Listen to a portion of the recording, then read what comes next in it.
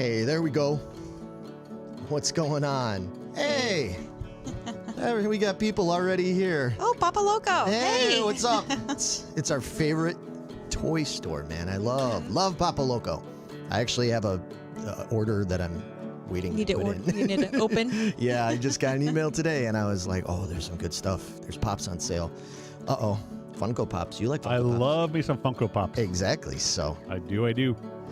All right, what's going on, everybody? Welcome to Geeking Poetic Podcast. All right, can you guys hear us? Just real quick, I always have to do the check. Can you guys hear us? Everybody hearing each of us? Are we echoing? Yeah, no, we're not echoing or anything like that. Yes. Stop it. What? Stop that. It's cool. What?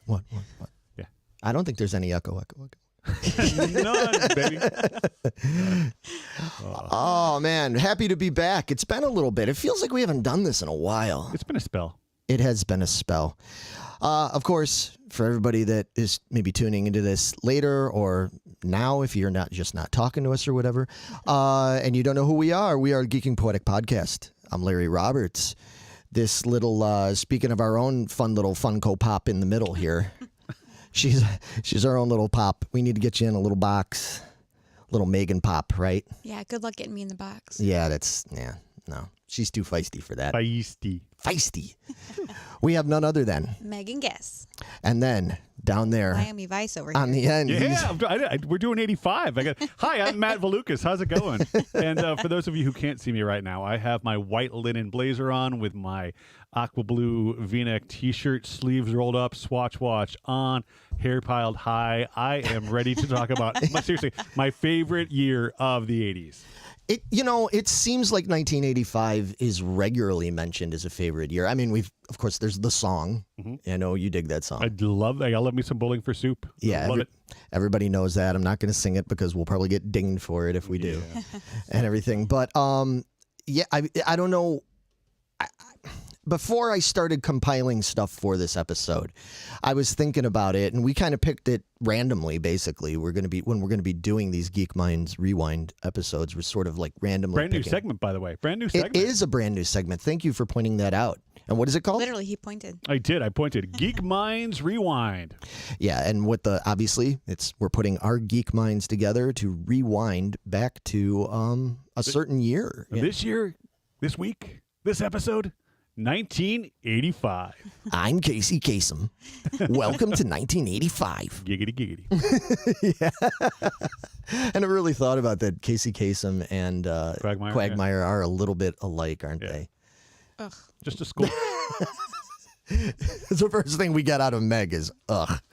It's been a long night, guys. Well, joking aside, we have an entire year to cover. It's going to be a long night. It is. We always talk about how we can talk for hours, and I feel like tonight is going to be one of those nights. Like an entire year of music, movies, TV, pop culture, news, food, like all over the place.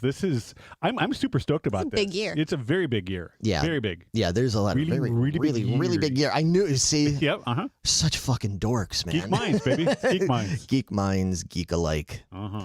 But yeah, so there's a lot of stuff that we're not going to be able to cover because there's just way too much. But we kind of picked out cherry-picked some certain things that really stand out. But we invite you, if you're live with us right now, we invite you to bring up things in the chat because I'm sure there's things we're going to forget about and be like, Oh, yeah. Oh, yeah. how did we not mention that? How did we not? And if you're listening or watching this later, because we will put this up, of course, on Spotify and all those other places, we encourage you to leave comments or join us in the Facebook group, the Geeking Squad, where we will answer and talk about it and probably have egg on our face for obviously missing really obvious ones. Yeah, things we should have brought up. But I was thinking about it there's so much to get into. Let's just not even dick around with it too much. We're already getting comments here. Yeah. Scott Tucker says Tawny didn't dance on Whitesnake's car until 1987. And that's true. And in the Bowling for Soup video, she did. She was on that. But yeah, I'm okay with that because it was Tawny Katane on the hood of a car. Yeah. I mean, at least by 85, Tawny Katane was already sort of an icon in the rock world because she had been on a couple rap albums. No, she'd been on a lot of things, you know what I'm saying? She'd been on Nikki Sixx. She'd been on Robin Crosby. She was, on probably lot of- all sorts of fun substances. Yeah, Hey, man, it was the 80s, I mean, that's what you did. It's a decade of decadence for a reason. Everybody was decadent in the 80s, not just old Tawny. I mean, just about everybody. But I was thinking maybe we could just delve right into, let's get into movies. Let's do movies Let's first. do it. You good with that? Yeah, All right. with let's that. rock it. So let's look at the year in movies.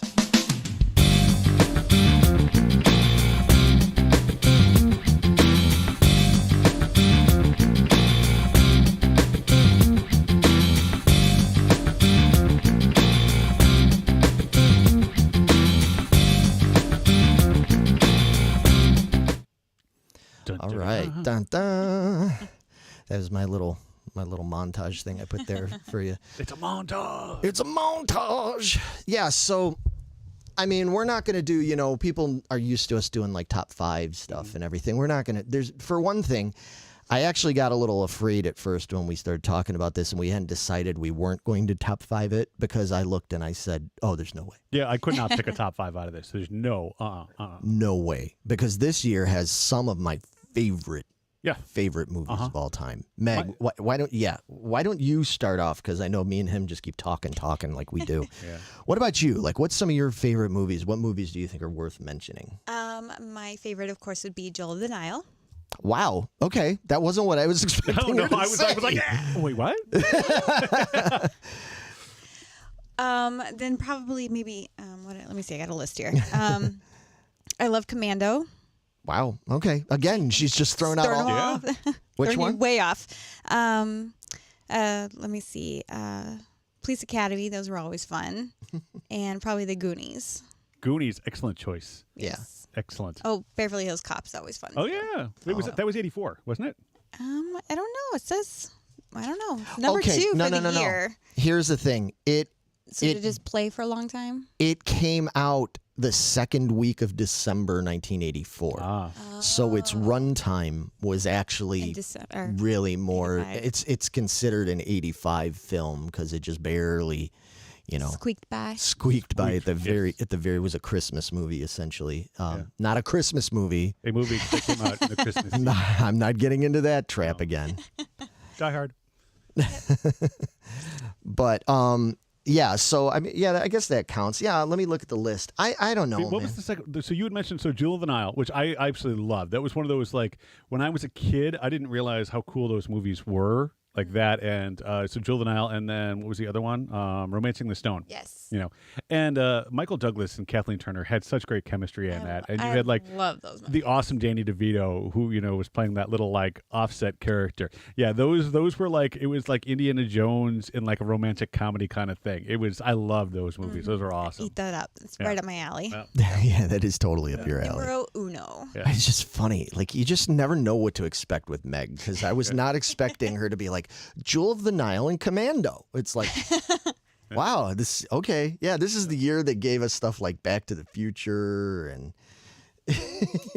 The Breakfast Club, Okay, so now you have Goonies on there. Do you remember, because they don't show this in the newer TV versions? Do you remember when it first came out? There was the octopus in the scene. Yes. In the with the pirate ship. Yeah. Yeah, like in the most recent viewings, that when you see them on TV and like even the newer cuts, they've taken that out completely. And I felt like when I was talking to people about the 1985 stuff, this came up, and I'm like, "Do you not remember the octopus?" And they're like, "No, what octopus?"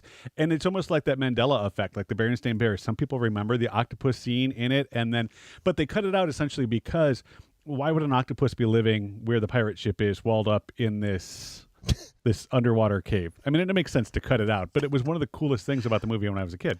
I love the idea that they were like, realistic. That's where we draw the line. Right. Octopus. the thing about this Goonies movie, I don't know, I feel like it's all extremely believable until we get to that octopus part. Yep. Yeah, that's funny. No, I totally remember because isn't it like, doesn't Steph, she's getting angry because she keeps thinking Mouth is like goosing her Yeah. in the water and she's like, knock it off, Mouth. And he's like, I'm not doing anything. And it turns out it's the octopus, right? Yeah. Because then at the very end of the movie, when they're all like rambling on to the authorities and stuff, they're like, we found the ship. And then there was the organ and she had to play the organ and then the octopus. And they even mention it. Yeah. So all it's that not out. there anymore? No. In the most recent cuts, they took it out. It's crazy. Wow. Yeah. That's okay. That is really weird and Mandela-y. Yeah. Yeah. Right. I'm telling you, man. I'm telling you. Yeah, I love the Goonies. I saw that movie. That was the first movie that I ever went and saw on my own. My parents went and saw something next door. I went to River Oaks in Calumet City, and they wanted to go see a movie. And I remember I was real grumpy that day because I wanted to just like be out riding my bike, listening to Suicidal Tendencies and stuff. That's what I did. In 1985, I was riding my bike that summer with my little mini boombox, listening to the first Suicidal Tendencies album, just being angsty, angsty tween. And they made me come home and stuff, and they were like, "Oh, we're gonna go to the movies." And I forget what they went to see. They went to see something I didn't give a good goddamn about, like Out of Africa or something like that, which I would now. I'm like, oh yeah, very interesting movie. But when I was like 12, no, I didn't care. But then it turned out that the theater next door, we got there and they saw it was Goonies, and they were like, "Oh, do you want to go see that?" And I didn't know anything about it. Like I barely heard about it, like that it was coming or any promo. I hadn't seen the Cyndi Lauper video yet, the iconic Cyndi Lauper video with all the wrestlers and stuff in it. Goonies are good enough, baby. Yep. They're good enough for me. But I was just like, yeah, okay, that's fine, because they were like, yeah, we'll wait for you, or, vice versa when the movie lets out. And I went and sat in there all by myself, and there wasn't hardly anybody there either. But I was just completely enraptured with this movie.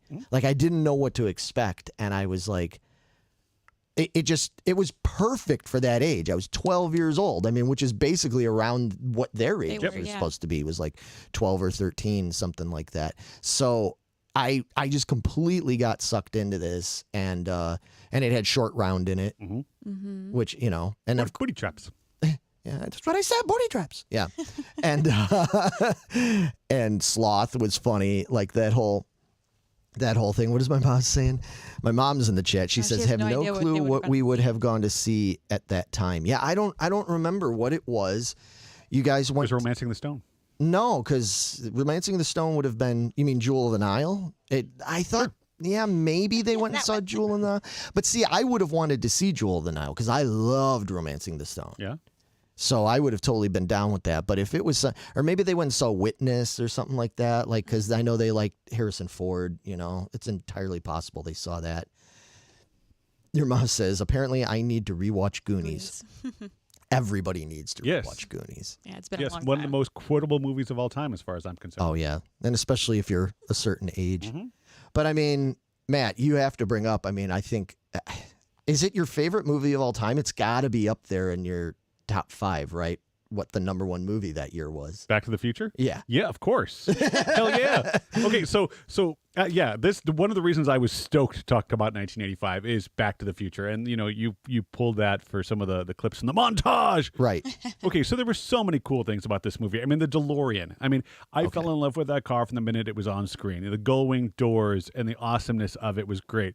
Huey Lewis. This started my real love of Huey Lewis. I knew who he was before this, but this movie, the soundtrack was everywhere between Power of Love and Back in Time, like all over the place this summer of 85. I went out and I bought a puffy jacket because of this movie. Like I had on my puffy vest, puffy vest, my life preserver. Yeah. It was where my love of like Chuck Berry and the oldie stuff really came from. My dad, I listened to that growing up with him, but this, like, to see it kind of personified, that guitar, I love the 335, the Gibson, but this one I think was like the 347 or something like that. It was like an offshoot of it. But time travel movies, like this was just like the epitome of awesomeness, and it had Alex P. Keaton in it, and Christopher Lloyd, who I didn't really know as a kid. Taxi was before my time. I didn't really know. Oh, okay. Who I knew who he was. But yeah, everything about this movie from beginning to end. And the coolest thing for me was, as a 9-year-old kid, seeing this movie in the theater. And we used to go to this small little movie theater in Dalton because they had like the cheaper movies. Oh yeah, in Dalton. Yeah, I remember that. And growing up, like poor around here, like that's where we went. Like we didn't go for like the first run movies. It was out for a while, and it came to this little theater. And I remember seeing it, and the end of the movie when the DeLorean flies off and it says "to be continued," I'm like, "There's gonna be more." And as an adult, they totally did it as a joke. There was no plan to do 2 and 3 at that really? moment. Yeah, no, it I was didn't know just that. yeah, it was just to kind of tease and be silly with it. But I'm like, they're gonna make another one. This is the coolest thing ever. Yeah, this to me was like the quiz. It had everything. It had cars. It had goofiness. It had time travel. It had rock and roll in it. It had Alex P. Keaton. I love. Yeah, hands down. Well, the thing about that movie is sometimes, because I know it wasn't planned, especially since we know that at first, although they originally wanted Eric Stoltz. Before they got Eric Stoltz, they wanted what's his nuts? They wanted Michael J. Fox. He wasn't able to do it because he was too busy with Family Ties and stuff at the time. So they got poor Eric Stoltz, who I love. Eric Stoltz, man. Eric Stoltz is awesome. He just wasn't right for that role. So thankfully they got Michael back. But what's interesting about it is when you look at that movie, you look at it now and you go, well, how could that movie lose? You had like arguably one of the hottest young actors of the time. Huey Lewis and the News was just blowing up and being like one of the biggest American rock bands around. It was doing the whole like 50s thing, which was still the 50s, early 60s. That was still like kind of chic. There was still a lot of things going on with that because right around that time and not long after, you had Peggy Sue Got Married, you had Dirty Dancing. Like that was still very cool to like flash back to that. That was, a lot of people were into that. And like it was just like they hit all these notes just perfectly. But what's funny is when they started making that movie, because they started making that, 2 years or whatever before that, all those things were not happening yet. No. Huey Lewis was not like a major artist yet. Michael J. Fox was just like an up and coming star. I mean, people only knew him from the first season yet of Family Ties. I mean, he was new, and it was just so funny that like they just hit like the lotto numbers. You know what I mean? Like that with their casting and everything. It's a brilliant movie, and it's amazing that it's rightfully number one in that year because it still resonates. Like there are little kids now that are like 8, 9 years old that love. Yeah, my nephew was all about that. Right. He went there as dude for Halloween. Oh, he went as Marty McFly? Yes. No kidding. Yep. Yeah. That's Well, and my kid is 6 now, and we just started playing Grand Theft Auto, and in there one of the cars you can buy is the DeLorean, and it actually flies like it does in the second boy. one and everything, and it's awesome. And he just loves that car. I'm like, buddy, we need to watch the movie. And then downstairs in my office, I have this like 24 by 36 print of the scene in Back to the Future 3 where the train is pushing the DeLorean and the smoke blows up. And he's like, Dad, why is there pink smoke coming out of the train? I'm like, because they needed to get the car up to 88 miles an hour, but they couldn't, so they'd use I'm like, just let's watch the movie. Yeah. I'm not even going to explain it to you. Let's just go watch it right now. And we haven't had the time, but like, I'm so stoked to watch this with my kid. He's going to love it, man. He's going to be all about it. Oh, but yeah, to me, 85, that was that. Again, with Michael J. Fox 2, Teen Wolf came out in that same year. Right. And it was for me who loved Michael J. Fox from Back to the Future, Teen Wolf was just as awesome. It was a little bit more raunchy, a little bit more adult humor with that. But the idea of Michael J. Fox playing this, werewolf who just wants to be a regular kid at the same time, I'm like, yeah, it's a double Michael J. Fox year, and it was awesome. So I thought it'd be interesting as we're doing this, we'll probably do this every time with these. I thought that it might be interesting to look at what the top movies officially, according to box office records and everything, were in that year. So it's hard for us to read here, but I know it's like Back to the Future is in there. Gosh, I can't even read that. Here, you know what? I'm just going to blow it up for us. Blow it up. So you had number 2 movie of the year was Rambo.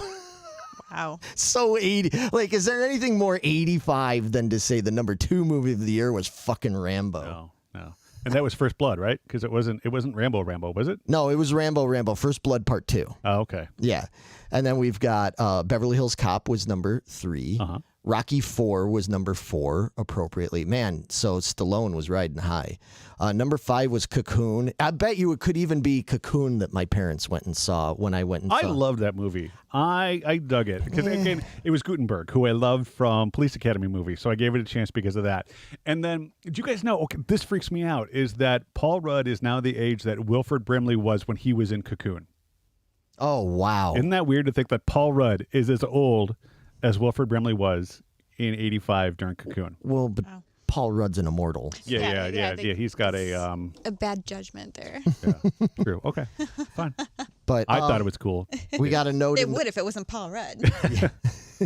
We got a note in the chat said, "Did you know that Goonies and Back to the Future both take place?" Yes, I did know that. On the same day, 11. Yes. 11 was that 26? 11. 11/26/85. 10/26. 10/26. Sorry. Jesus. Yeah, 10/26. I'm not wearing my glasses. All right. You're the one reading all this time. Well, then you guys read it. Yeah. No, because you guys laughed at me last time.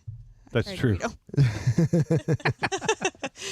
So, the other ones that were big that were like Witness, the Goonies, of course, Police Academy 2. God, Police Academy 2 made it into the top 10 movies. Mm-hmm. Well, yeah, up until like Police Academy 3, those things were awesome movies. And then they just started churning them out like these B movies straight to VHS. Like, I think when they went to Miami is when it really started to kind of fall to shit. Yeah. View to a Kill, it was the latest. Yeah. Of course, it had Duran Duran in the soundtrack. That's how I remember it. National Lampoon's European Vacation. Yep. That's the one I like.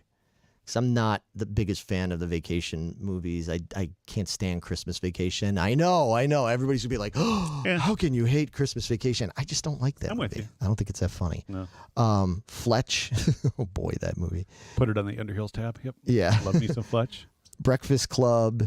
Okay, so let's talk about that one. Yeah. Breakfast Club was one of those movies that I didn't see when it first came out. It was one of those, like, it came out on video, and part of it was because You were kind of young, right? Yeah, I was young, but I also grew up in a very Catholic household that I was very sheltered from the movies that I couldn't see. And Breakfast Club was one of those, like, my parents wouldn't let me watch it. If I went to a friend's house, it was cool to watch over there. Yeah.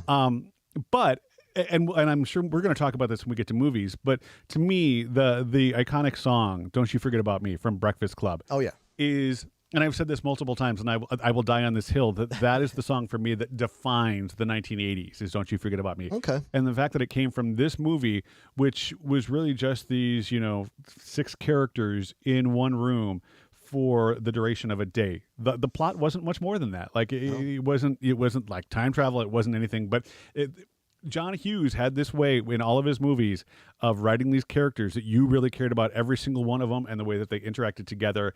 And I don't understand how Breakfast Club wasn't higher up on that list for everything. Well, that's kind of why I wanted to show this list, and what my point was. It's interesting looking at these different lists from back then, because like you and I have talked about before, and Meg, you and I have talked about it before, is that it's sometimes the success that something has, whether it's an album, music album, a song on the radio, a TV show, a movie, it might be a big success, but it doesn't necessarily mean it's going to become like an iconic part of history or something that people revisit. I mean, when you're looking at this list and you realize that movies like Witness and Fletch ranked higher than something like The Breakfast Club, whereas The Breakfast Club is so iconic. I mean, it's most people would say, oh, it's one of the biggest movies of all time. And yet,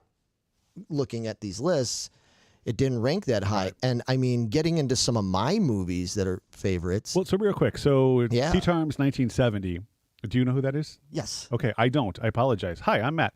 But just think, her comment is just think of all the soundtracks from these movies. And that's true. Like the soundtracks, the 80s were also like the time of the soundtrack. I mean, Kenny Loggins fucking ruled the 80s because of the soundtrack. And it felt like the 1980s were and I will get into this in music, but it was one of the first times that the soundtrack was just as important as the movie itself. And I think that some of these movies that I love so much, like Back to the Future and The Breakfast Club, the reasons that I love them so much is that the soundtrack sticks with me as much as the movie itself.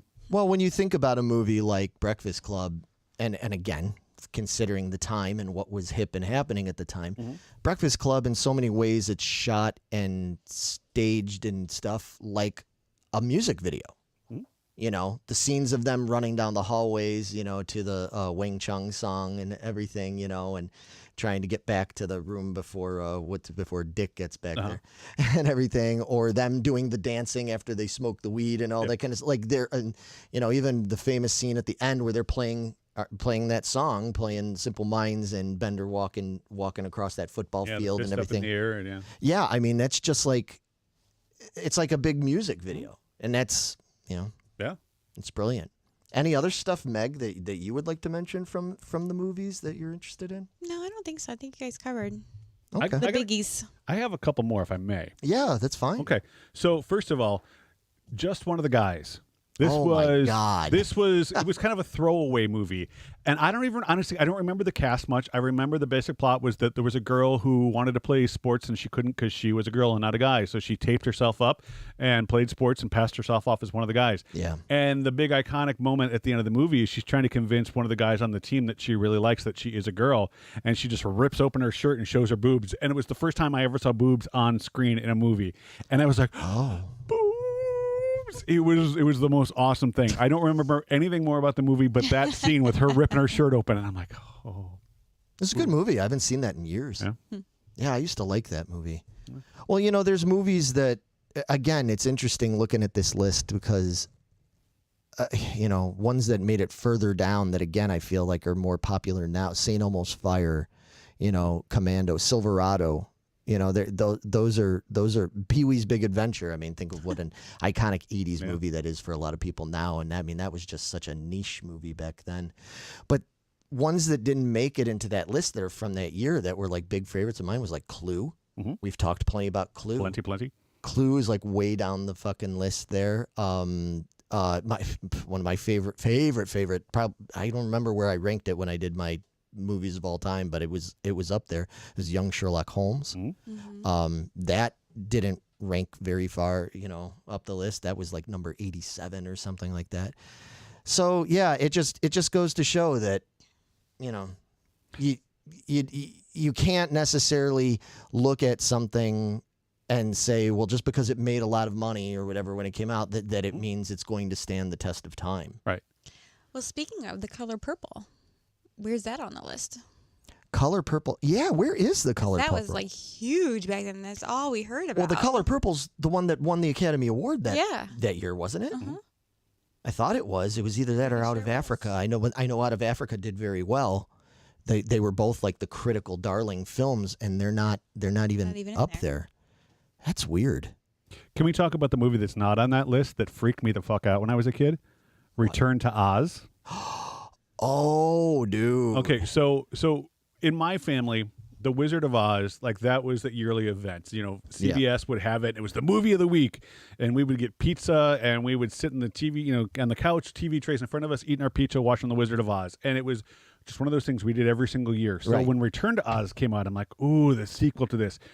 It was dark as hell. Well, it was Fairuza Balk. Fairuza Balk. She's one of my favorites. But there were those rollers, those whatever those little the wheelers. Where are the wheelers? The wheelers, like in it, like the big long like arms with the wheels for hands, and they were just creepy as hell. Like this, because I loved Wizard of Oz. I'm like, Return to Oz is going to be just as awesome, and it was such a dark take on it that it gave me nightmares for a while. Oh yeah, it gave a lot of kids nightmares. It was not what any of us expected to be, and it didn't do very well because of that. Like I think nowadays when you have these really dark and gritty reboots, like you put that on now, it'd be kind of a cool thing. But in the mid 1980s, it's not what we wanted to see. It's not what I wanted to see. Right. No, because it was based more on the books. Mm-hmm. You know, the books are not. They're not as fluffy and light as the actual, you know, Judy Garland movie is. That was very much a Hollywood fluffy take. That one scared me. Did it really? The regular one, yeah. But I was younger than you guys, so. Okay. Here, hang on. I'm going to turn your mic. Times 1970, Brewster's Millions. I love that movie. Brewster's Millions, yeah. Richard Pryor, he's got, a week to spend $100 million. How's he going to do it? It was awesome.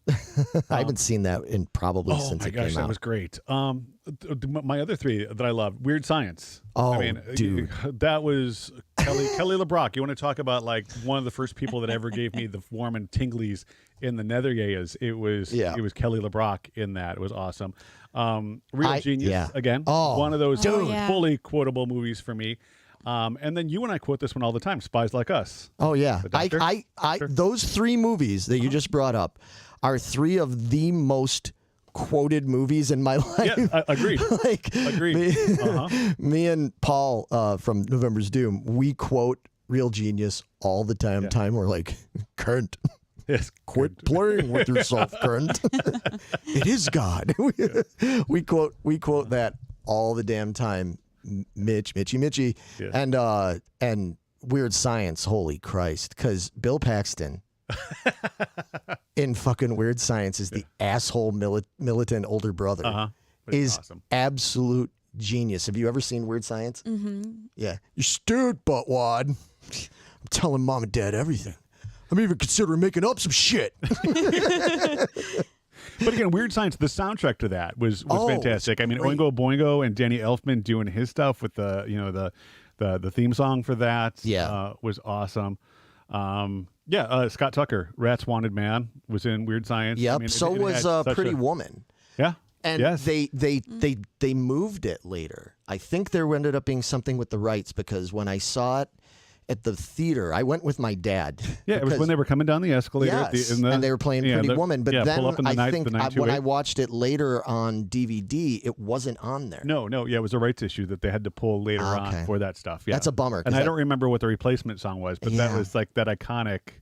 Yeah. I saw that in the theater with my dad. My dad laughed so fucking hard. He adored Anthony Michael Hall back in the day. He just thought Anthony Michael Hall, he's like telling me, he's like, that kid is a fucking comedic genius. He's everything Michael Cera wishes he was. Yes.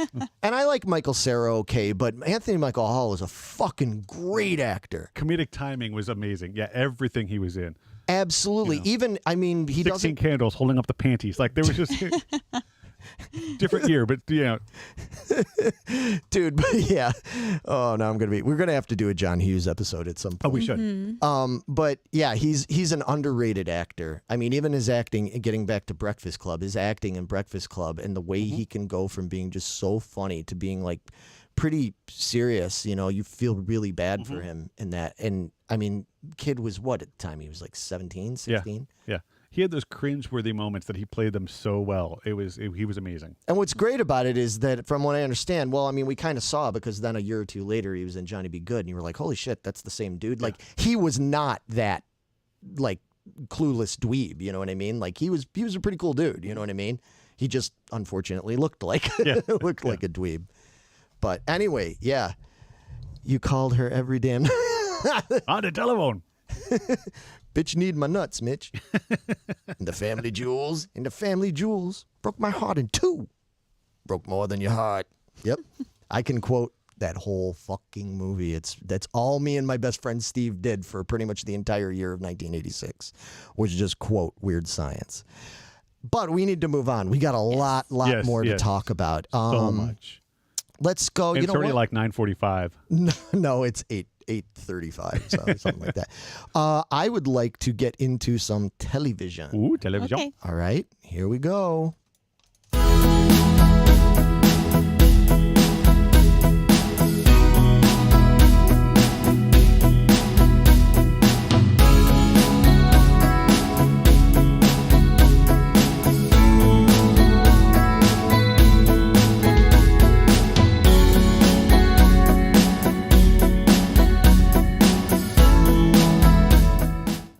All right.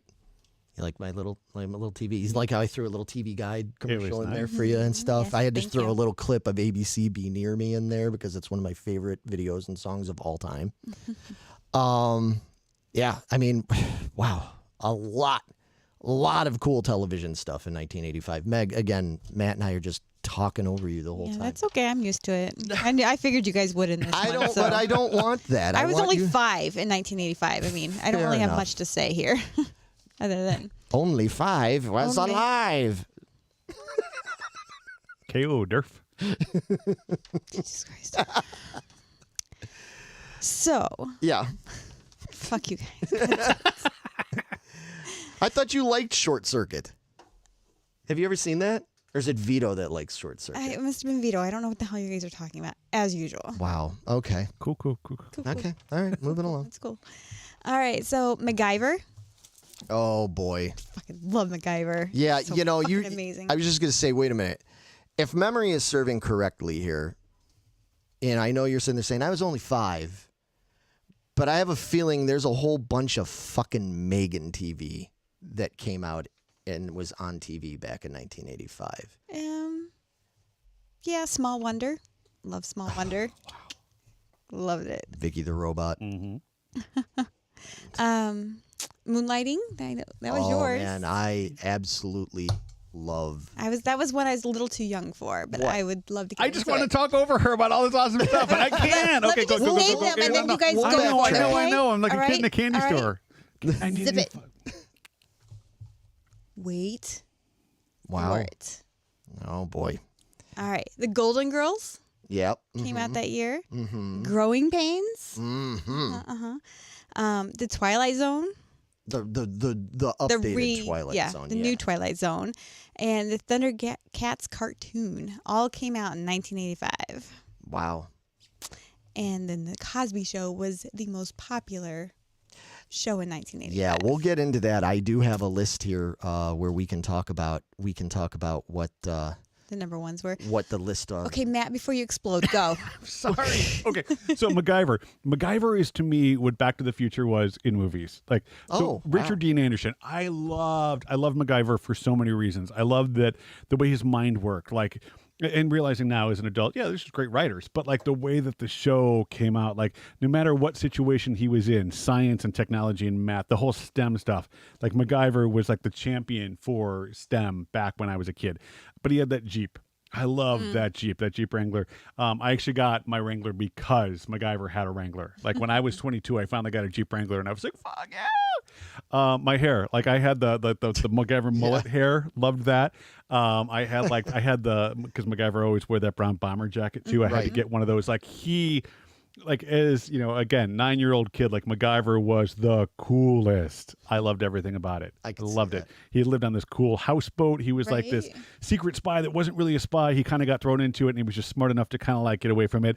I love the idea that he never used guns or weaponry or Right. anything. Like he was always like, there's got to be a peaceful way to get out of this and make it happen. And it had everything I wanted for TV. I loved it.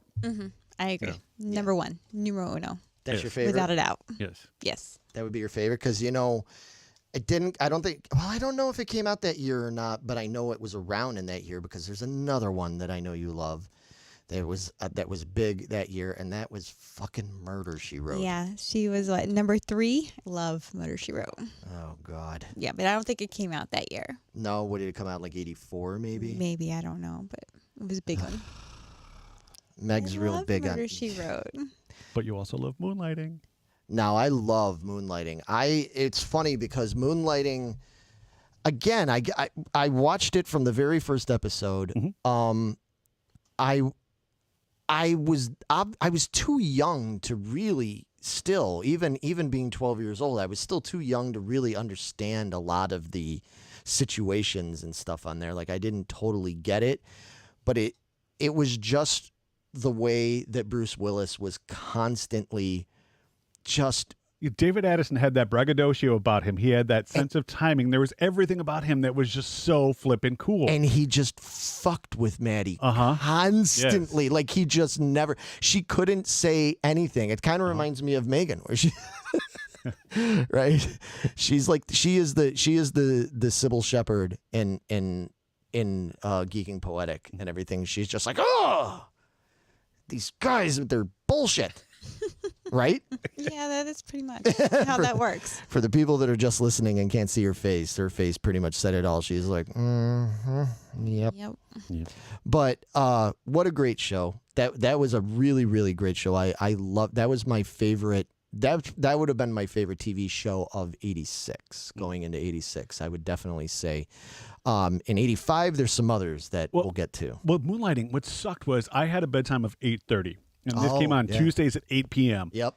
And no matter how much I begged my parents to let me watch the next half an hour of this show to see how it ended, they're like, no, it's bedtime. And this is back before, we didn't have a VCR at that point. There was no reruns. It wasn't anything. Like, if you didn't watch the end of it, you had no idea what happened unless somebody told you about it. And that wasn't as cool as watching the whole thing. Right. It wasn't at all. Like, my love of the song Good Lovin'. I love that song because Bruce Willis did the version of that when he has that like flashback to like the medieval times when he's in it and everything. And and again, to me, this was everybody says that this jumped the shark when they finally slept together, when the sexual tension was gone. But realistically, the writing at that point on the show had gone in a different direction, and Sybil Shepherd and Bruce Willis didn't really get along anymore. And there were so many reasons it fell apart. But for those like 2, 3, 4 seasons was awesome. Like Booger and Agnes, like their relationship together. There was so much about it. It was freaking awesome. I love that you referred to him by, you called him by his Revenge of the Nerds character name. He's just, it's like, dude, no matter what you're in, you're always going to be Booger. You're fucking Booger. And then like this, launched Bruce Willis's career in so many other places. Like, to me, like Bruce Willis going from this into Die Hard was like Michael Keaton going from Mr. Mom to Batman. People were like, no, he's very comedic. He can't do action. He can't do this. And then Die Hard came out, and every movie after Die Hard had to become Die Hard set on a submarine, Die Hard set on this, Die Hard set on that.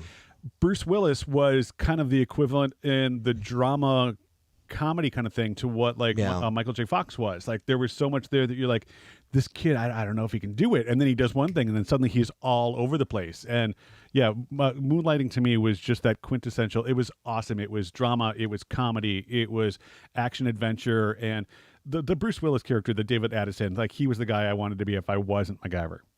Loved it. Okay, I could see that for you. Yeah, a little bit half Macgyver, half David Addison. Yeah, like his wisecracking. It was awesome. He always had like the right thing. He was the 1980s Ryan Reynolds. Oh, yeah, just his eyes weren't so close together. Yeah. Didn't have that face that's too small for the rest of his head. Yeah. The Return of Bruno, because of this, Bruce Willis had his album that came out. That was awesome, too. I thought it was a good album. I loved it. He caught a lot of shit for that. A lot of people really bagged on him for it. So Die Hard was like a big comeback for him because he thought he was going to go more into this like musical side of things, and it's always hard for actors to do that. Very few cross over into the music side successfully, that's interesting. I forgot about that damn Bruno album. But for me, there's other shows on here. So you mentioned Small Wonder. You liked that one, huh? I did. How could you not? Right?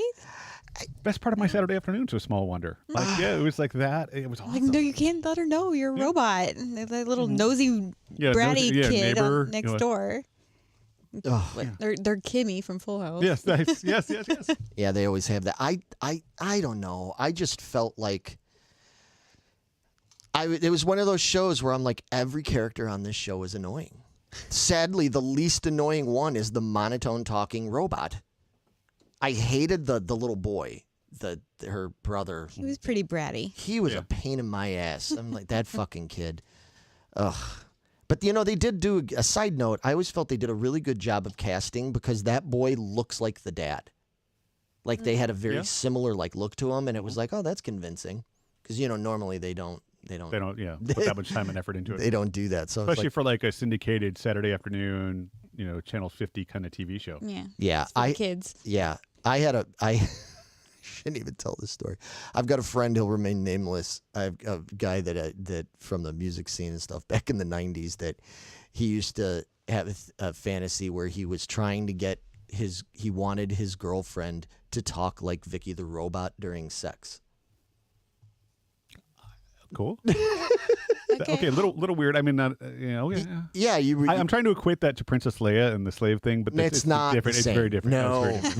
No. And I mean, it was just that he actually told us this, and I could never quite tell with him. Like, is he just like pulling our legs and telling us this? But knowing him, it was probably true. But yeah, each their own. Okie doke. But I would have to say, out of all those shows that came out, my favorite of '85 was fucking Growing Pains. I absolutely loved Growing Pains. I thought that show was so hilarious. And it's funny because I've watched it now. Like, I've gone and watched reruns, and I'm like, oh, okay. Yeah, this doesn't quite It didn't Holding age well. up. hold up for me as much as it used to. But back at that time, like, a perfect night for me would be like having like a French bread pizza and some soda and sitting down and watching Who's the Boss and Growing Pains. Mm-hmm. I don't know. Did you guys like Growing Pains? Oh, I loved it. Oh, okay. I was a huge Kirk Cameron fan. I thought he was like so like witty and smart alecky, and Ben was just I don't know. Ben would always come up with like just the funny little added in bit just to drive it home. Yeah. And Mike's best friend was named Boner. Like, okay, when I was 9 years old, there was a character on TV called Boner, and I'm like, do they know what that means? I know. Like, they have to know what they mean, but they call him Boner. Like, it's an erection. They call him Boner. Yeah.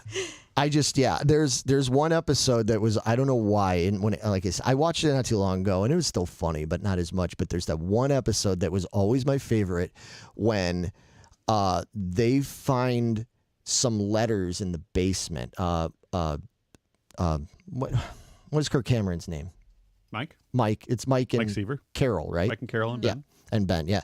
Mike and Carol and Ben are like supposed to be going through stuff in the basement, and they find like these like love letters that it sounds like their mom wrote to another man. And that like it gets into all these things about like when we got divorced, and like there's like I remember that episode. Do you remember? Yeah. And they start freaking out because they're like, oh my God, mom and dad have this like fucked up past, and maybe we're not even like related and all this. And Ben is just like they're all kind of freaking out about it. Like Mike's trying to be like real crafty and figure stuff out, and Carol's kind of being more her sensible rationalizing, and Ben just goes into this massive like funk depression where he starts eating constantly. And every time he's like all full, like walking, and he's like, I can't eat anymore. And then Carol comes in, she's like, oh my God, I think mom and dad might not even be married. And then he just like starts eating rapidly again. I just thought that was so that was just my kind of humor. It was perfect for my 12-year-old mind. Like, I thought that was so damn funny. I kind of miss that we don't have those kind of sitcoms really anymore. Mm-hmm. Everything's, I don't know. Everything now is more like Modern Family and stuff, which are funny in their own right, but it's a whole different kind of. I sort of miss sort of that more simplistic. I'm like when there was a very special episode, like you knew you were in for something. Like yeah. Yep. Dudley in the bike shop. Ooh boy. Yeah. Yeah. One of the ones you guys haven't mentioned yet that I loved that came out in '85 was Amazing Stories. And it was more of like a kid-friendly version of the Twilight Zone. Oh gosh, I forgot completely it was just about really it. Cool. Like it was. I don't remember if it was that one or if it was Erie, Indiana. One of those two, but it was kind of like those the Twilight Zone ones that were like aimed at kids. But one of them was done by Spielberg. He was one of the executive producers, and I want to say I think it's Amazing Stories. But it was one of those. Like I remember when it came out, like it was like my first introduction to the Twilight Zone, because a lot of the Twilight Zone ones for a 9-year-old were a little bit more cerebral than I think I was ready for at the time. But Amazing Stories had that same kind of feel to it, but it was more on my level. And I remember just loving those. Those were awesome. Yeah, I don't really remember them. I'm sure I watched it, but until you just said that title, I completely forgot about that, man. But you also had some really cool cartoons that were on there too, like Thundercats, one of my favorites.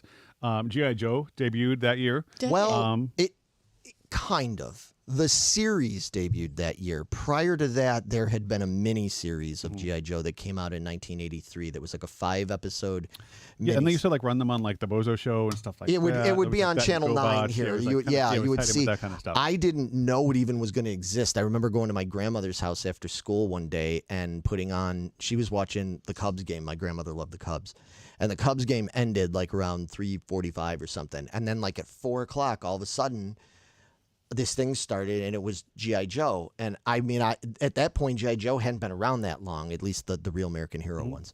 And I was like, I didn't literally say this, but I was like, what the fuck is this? There's a cartoon? Because I was way into the figures, and I was way into the comic books. I had all the Marvel comics at that point. And then there was this like miniseries cartoon. And I remember that came out and then being like, man, why didn't they do more with this? Like why did they just do this like little brief thing? And then it wasn't until 85 that then they were like, okay, yeah, we're gonna make this like a regular thing Yes. now. And that's when G.I. Joe. I mean, G.I. Joe was already pretty damn popular, but with the release of the cartoon in '85, that's when Solidified it for it blew up. And it was a bummer for me though. Bringing that up is because around 85, 86 is when I was going into, well, starting in September of '85, I started 8th grade. So by that point, It was too you know, cool for G.I. Joe. You yeah, couldn't really talk about it and talk about how. Yeah, I still thought they were pretty cool. You had to keep it to yourself. Yeah. Yeah, and so I missed out. So for me, like now, things like Thundercats, for example, I think is like pretty cool, or even other stuff. Because didn't Gem come out that year? Yeah, that's Did on my it? list. Yeah, Gem was on there. Yeah. Oh, Yeah, 'cause you like shit. Gem, I right? like Gem, yeah. Yeah, That was my jam. Jam. Jam. So I mean, like those, like I look at them now, and I'm like, man, these are really fucking cool. Like just everything, the animation, just the whole vibe of it and everything.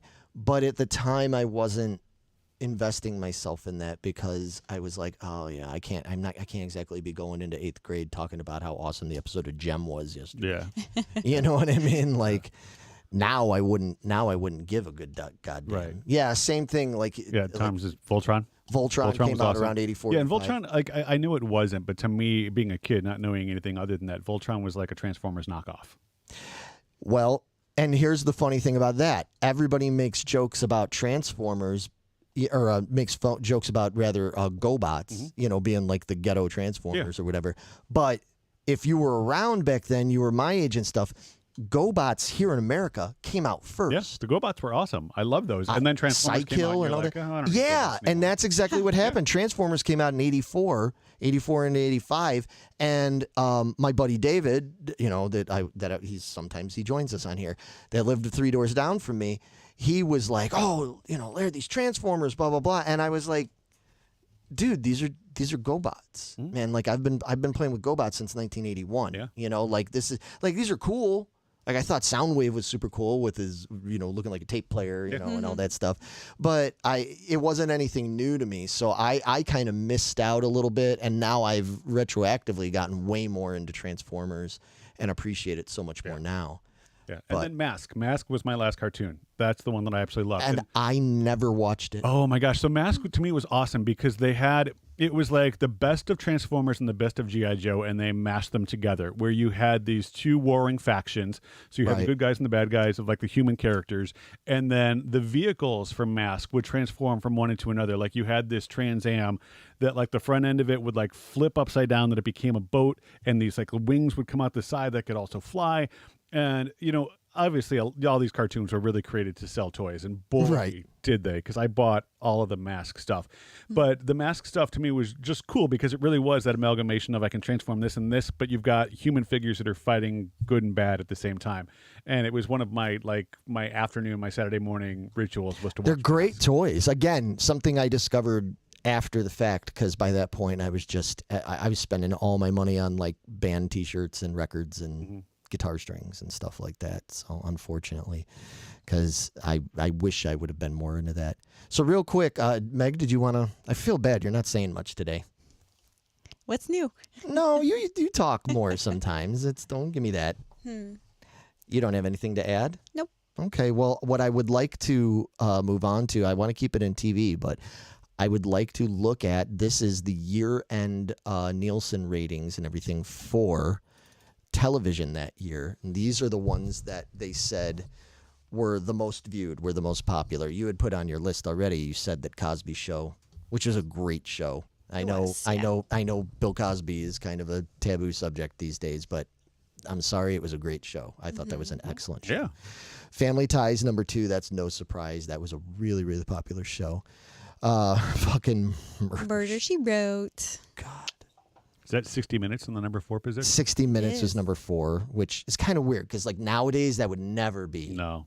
Like a show like that would never be that popular. Night Court, good one there, Luke. Finnegan. Oh Love man, Night Court is fucking awesome. Yeah, that was a staple. I love that show. The chemistry on that was great. Introduced me to like Mel Torme and the Crooners, really. I mean, Harry did. I was a 9-year-old kid. A lot of my first experiences were things I heard about on TV shows. It was awesome. John Larroquette is just brilliant as Dan Felding on that.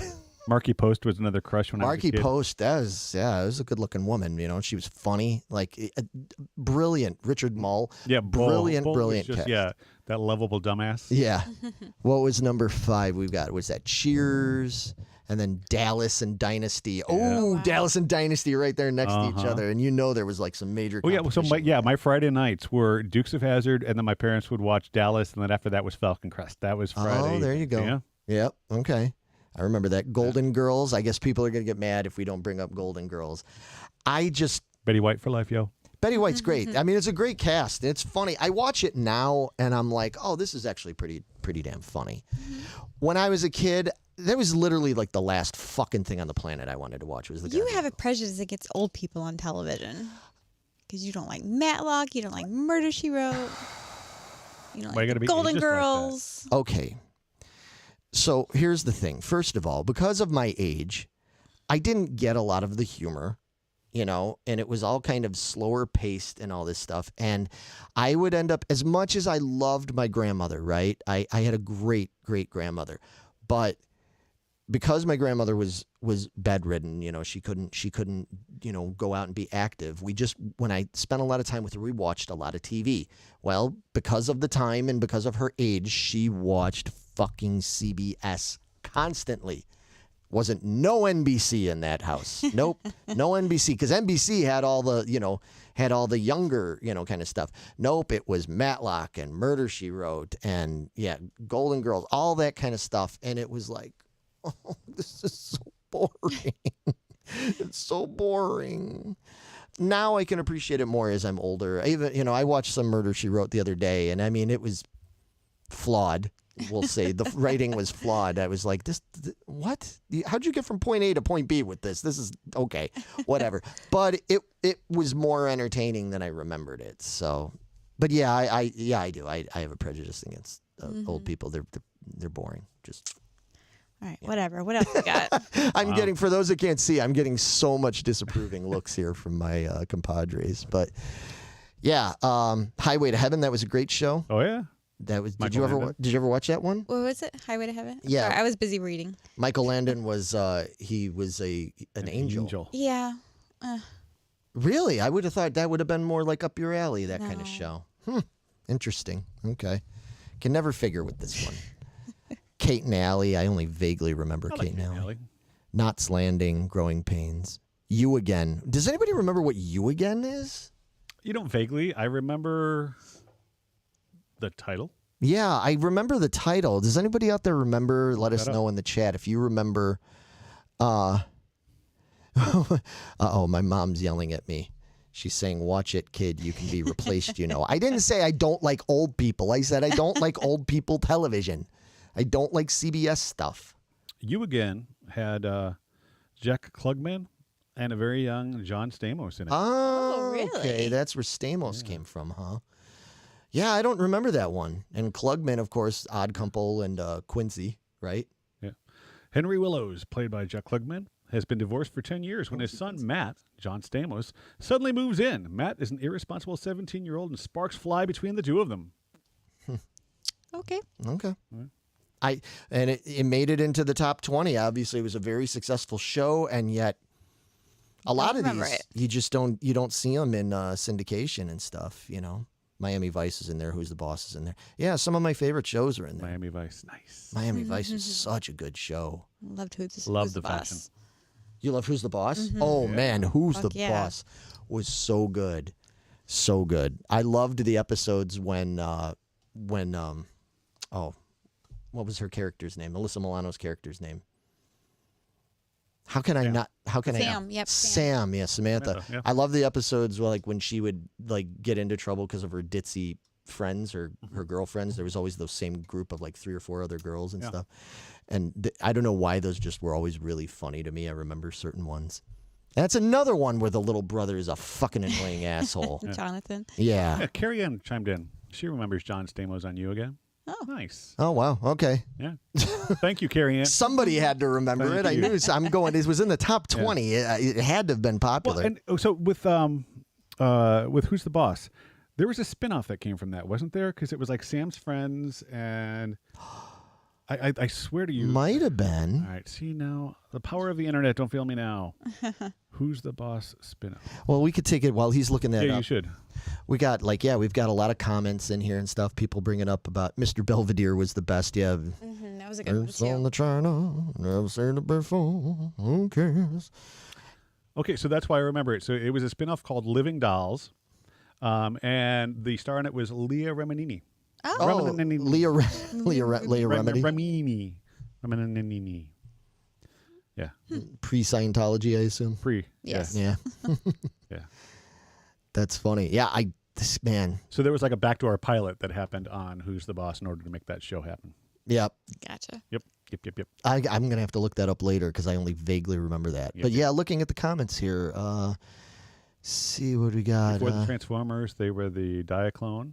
They launched in 1980 in Japan. Yeah. Well, they were a bunch of different things. Transformers were put together from a bunch of different concepts because there was Microman in there and stuff. Transformers were actually an amalgamation of like 3 different Japanese toy lines elements that they then put Takara Tomy and Hasbro and them put together and put out. Cool. Yeah. Okay. So real quick, Gene Simmons was on a cool episode of Miami Vice, wasn't he? Yes, he was. He played a drug dealer, I remember that episode. which is pretty funny because that's so working against type, Yeah. But anyway, all right. Anything we want to talk about before we move on? No, I think we No, sir. covered them pretty heavy. I talked over Megan sufficiently. All right, you feel good about that? You ready to do it again next round? Yeah, especially. Is it going to be music? Yeah. All the right, next- yeah, I'm out. Later, guys. You don't I don't have a chance. You don't have any music stuff to talk I about. have music over here. I just not going to get a word in over you guys because you're going to know all of it. See, I feel bad now. I'm just not going to talk, and we're going to just. Well, that's going to be boring for them. That we don't want that. not You if guys you talk. run with it, please, Okay. and go. All right.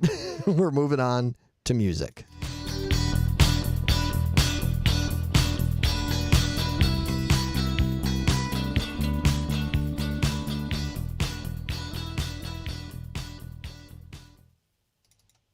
All right.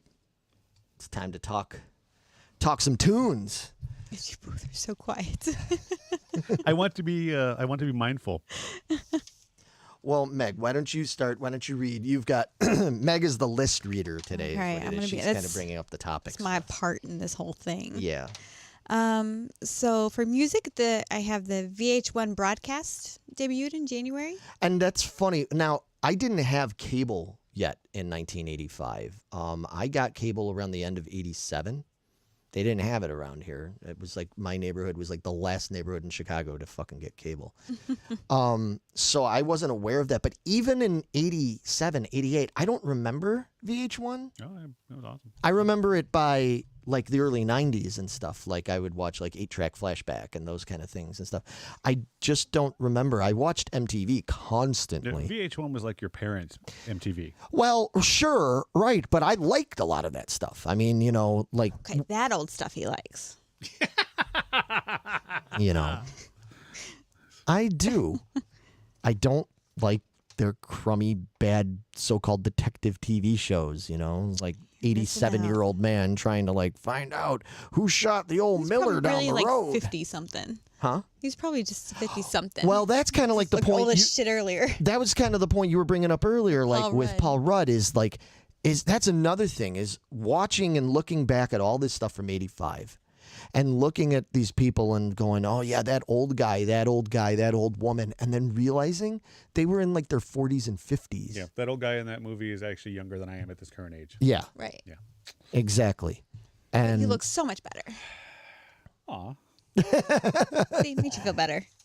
yeah, so man, anyway, I just don't remember VH1 because I don't know. I don't think it, or maybe, I mean, it's entirely possible. Not every cable provider carried all the same stuff. So maybe when I first got cable, we didn't have VH1 as an option. And maybe that's why I don't remember it. Possibly.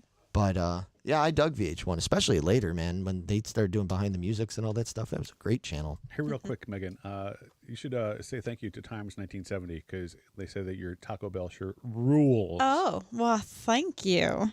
I love it myself. It's very nice. It's very nice. Okay, so what else? Well, I know the main thing that happened. Yeah, so I was gonna dance around that and get back before you guys go off. Okay. So Super Bowl Shuffle. Oh, dude. 1985. Larry can Chicago recite Bears. that by heart. Yeah, yes, you both probably can. The music censorship meetings Lord. were held where they brought in Dee Snider. Tipper Gore. Right. Yeah, Tipper Yep, Gore. Tipper Gore, Dee Snider. I've told the had it story. out. I've told the story about that before. Have I told this story on the show before? Do you guys remember? I don't remember. You have to tell it Did I ever again. tell you this story? All right, real quick, because this happened in 1985, so it's relevant. Okay. When I was in, I guess that would have, well, maybe it was the start of 8th grade or it was end of 7th grade, but it was in 1985. They had some kind of district-wide contest thing that they were doing where they were going around to the public schools and they were telling kids, they handed out newspapers and they were like, you have to read an article in the newspaper and you have to write a paper about it like now, like on the spot. And if there's nothing in there that interests you, if you're aware of anything else going on, like in the news or whatever, blah, blah, blah, blah, you got to write about it on the spot. So I was super invested in this whole PMRC thing going on because they were attacking my life, man. You know, they were holding up Wasp albums and Def Leppard albums and Twisted Sister albums and all this other stuff, you know, condemning it. And I'm like, that's literally my favorite thing in the entire world. You know, like my whole world revolved around that. So I knew all about it. I'd read every article. I'd watched TV special, you know, news bits about it. I knew all this stuff. So I sat and I wrote this paper on it, you know, and we had to write it. And like the whole thing was that we couldn't cheat. We couldn't use references and stuff, you know. And I wrote this paper. And then like a week later, my mom tells me that she's been called in. She shows up at the end of a school day and she's like, we have to go into the principal's office and sit down. I don't know what the fuck you did. You know, my mom's looking at me. I'm like, geez, you know, I'm always guilty, right? I'm like, what did I do? She's like, I don't know. We're going to find out. So we go in and we sit down and it was the principal and this woman that was representing the district. And they said, well, we have a problem with this paper that Larry wrote. He was supposed to follow these instructions, blah, blah, blah, blah. And my mom's like, okay. And they were like, well, it's very obvious he cheated on it. And I said, no, I didn't. They said, you had to have. This is so specific. This is so detail oriented and everything. There's no way you didn't cheat on this. And I said, and my mom's sitting there looking like, no, he knows this stuff. Like, and the woman says, she's like, okay, well, you have specific names in here of these people. Who are you? And I go, what? Yeah, Senator Paula Hawkins. Yeah, when she held up the Def Leppard album at Pyromania, and she said, and I like quoted it from fucking memory, bitch. I fucking said, and I'm like, Senator Paula Hawkins, and then Al Gore's wife, you know, Tipper Gore, and this and that, and I'm like naming all these names just off the top of my fucking head, and they were both like, oh shit, he didn't cheat. This kid knows this stuff. And I'm like, yeah. And my mom's like, yeah, see, my kid's pretty fucking smart, right?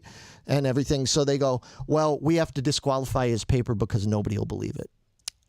That's bullshit. They actually disqualified me because it was too good.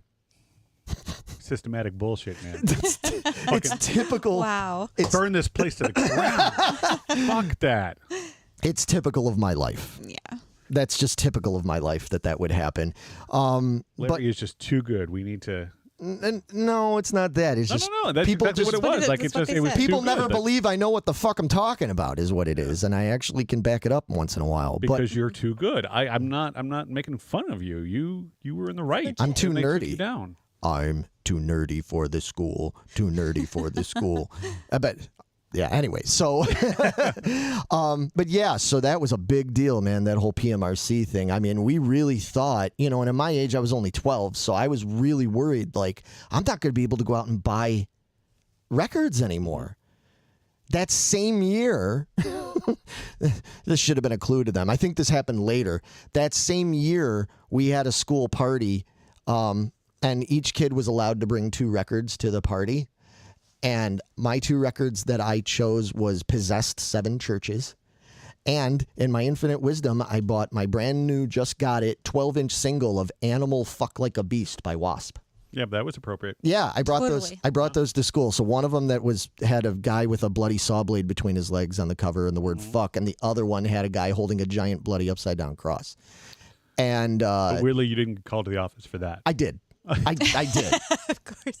I did. Mrs. Keene took my records away and everything, and then called Mom in again and said, "We just want to make you aware that that your son has these records." And my mom goes, "What?" And she looks at him. She goes, "Oh, aren't those the ones I picked up for you at Camelot Music last week?" I'm like, "Yeah." She's like, "Oh, okay, yeah, let's go."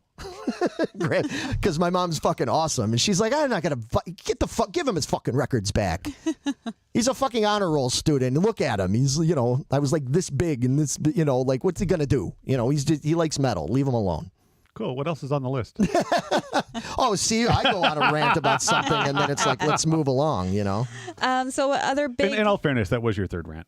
Yeah. Well. Anyway, go on. other big things? Love you. Farm Aid happened and the Live Aid. It was the start of the And go. the start of all the what do you call them? AIDS. Start of the AIDS.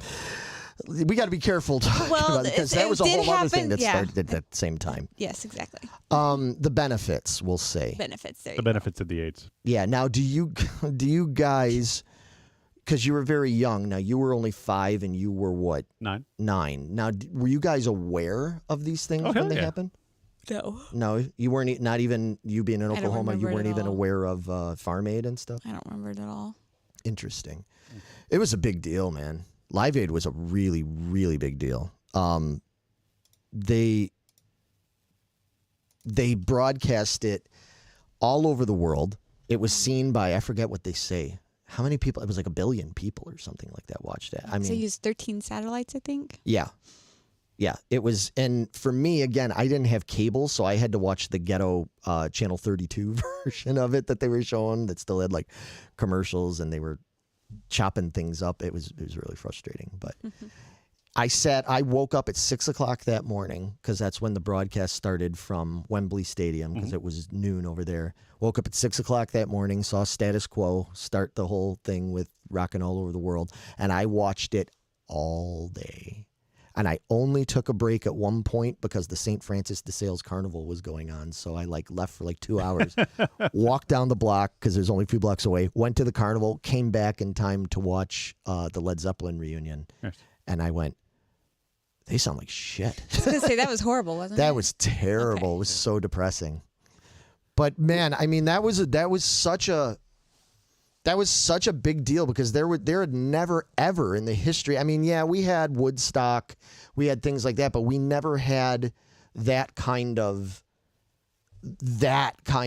scope of something where it was literally every major artist in the world, pretty much. Well, and it seemed like that ran in tandem with the whole, We Are the World thing. Like it was Yes. that was all of the artists coming together, I think, for the first time to raise awareness for something bigger than one particular person.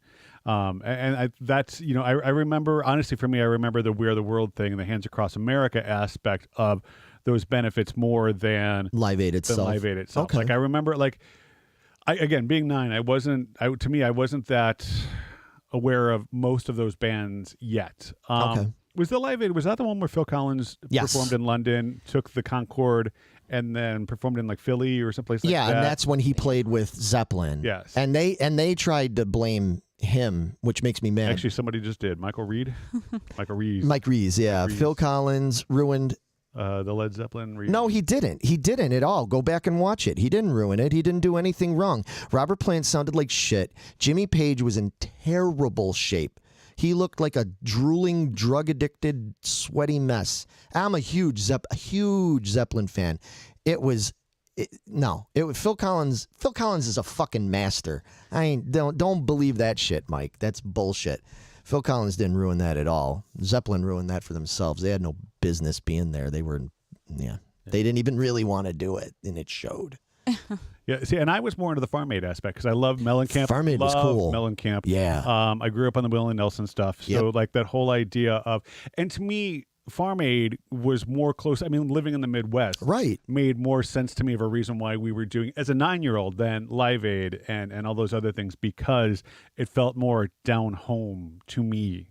I get that. Yeah, I think they're both relevant. I think they both were good to be done and everything. But yeah, I think that it made sense. And yeah, I think that's very relevant because, again, up to that point, there just really hadn't been any kind of coming together of these artists and stuff to do something for like good. I mean, like I said, we had things like Woodstock and stuff, but that really wasn't for anything other than just their ego stroking and to get fucked up in the mud.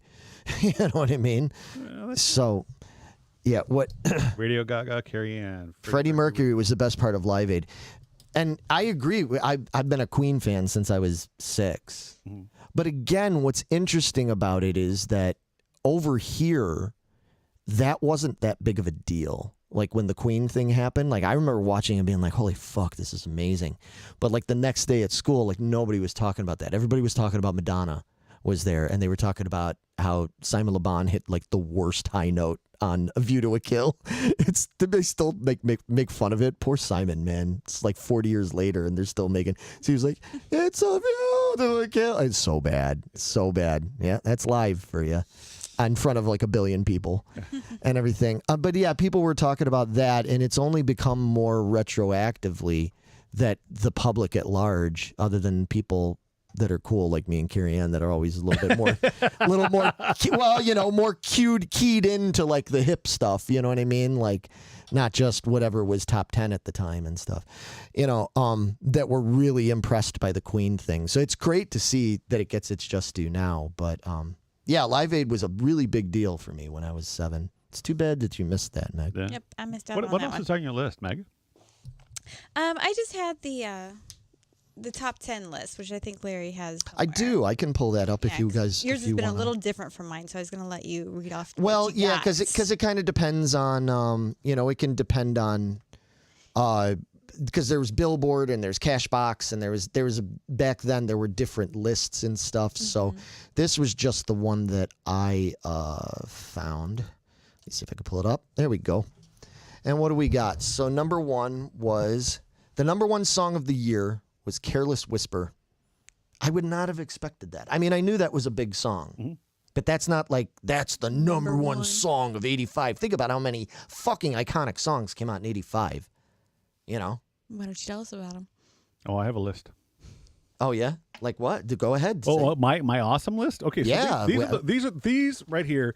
This was honestly the segment that I was most excited to talk about because to me, and I've said this before, I will say it again. The hill I will die on is that 85 was the best year for entertainment, but music specifically. Interesting. Okay, so we had We Are the World, Wake Me Up Before You Go. Yeah. We had Money for Nothing. Yeah. Talk about a great, awesome video. Like this was one of the real first bands to utilize MTV for the awesomeness that it could be. Which is funny because they despised MTV. Yeah, but that video is one of the most iconic videos. Take On Me. Oh yeah, that's such a good song. We Built This City on Rock and Roll. I don't like that song. Oh, I fucking love that. Do you really? Starship. Oh yeah, it's a guilty pleasure song. Okay, fair enough. I can see that. I will crank it every time it comes on. Power Love, Huey Lewis. That's a great song. Don't You Forget About Me. That's a great song. To me, that's the song that defines. You know what, 80s. Matt? We should play that song. We should totally. That's a joke, everybody. Matt and I have played "Don't You Forget About Me" live, like probably gazillion times. 500 million times. Anyway, go ahead. But we're talking again, so like instrumental themes were huge, like the Miami Vice theme and Axel F. There were things about music in 85 that like it didn't matter if there were words or not because it encapsulated the soundtrack. Absolutely. Duran Duran had View to a Kill and Wild Boys. Like it was a big year for them. Love that. And as Carrie Ann reminded me, one of the Duran boys was actually in View to a Kill. And it was not the Taylor Boys. It was Carrie Ann. Type it up. Come on. Who's the non-Taylor Duran? Nick Rhodes. Nick Rhodes. Thank you. Yeah, he was the photographer at the Eiffel Tower. Oh, okay. Well, yeah, and then they spoofed that in the video too, because then they had them all acting. Yes, exactly.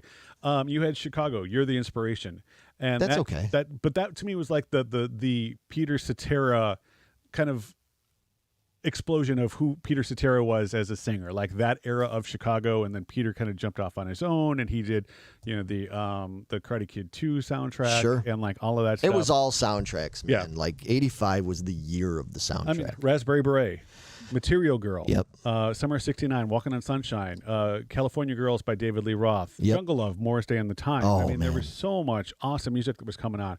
And what's funny about, for me, music in general and the fashion sense, between Miami Vice, the whole white jacket, rolled up Yeah. sleeves, neon, everything, Material Girl, that tour that Madonna went out on, changed fashion. That was that's where your scrunchies came in. Oh, yeah. That's where the skirts came in, the ruffly skirts. Tight skirt with leggings underneath the it. leggings underneath it. Like Madonna and that tour that time became, when you watch any sort of 80s movie now where the costumes are that, was all Madonna and her tour and all of that stuff. Again, to me, like I said, 85, there's so much about it that it's just become iconic that, like, when you reference the 80s, it really comes to 85 and just kind of the encapsulating 84-ish, 86. But this is everything. And music for me, like I said, hands down, best music of the decade came out of this year for me. Wow.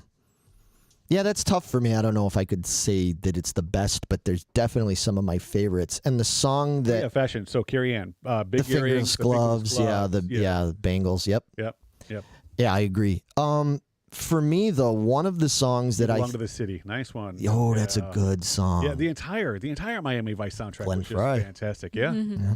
Yeah.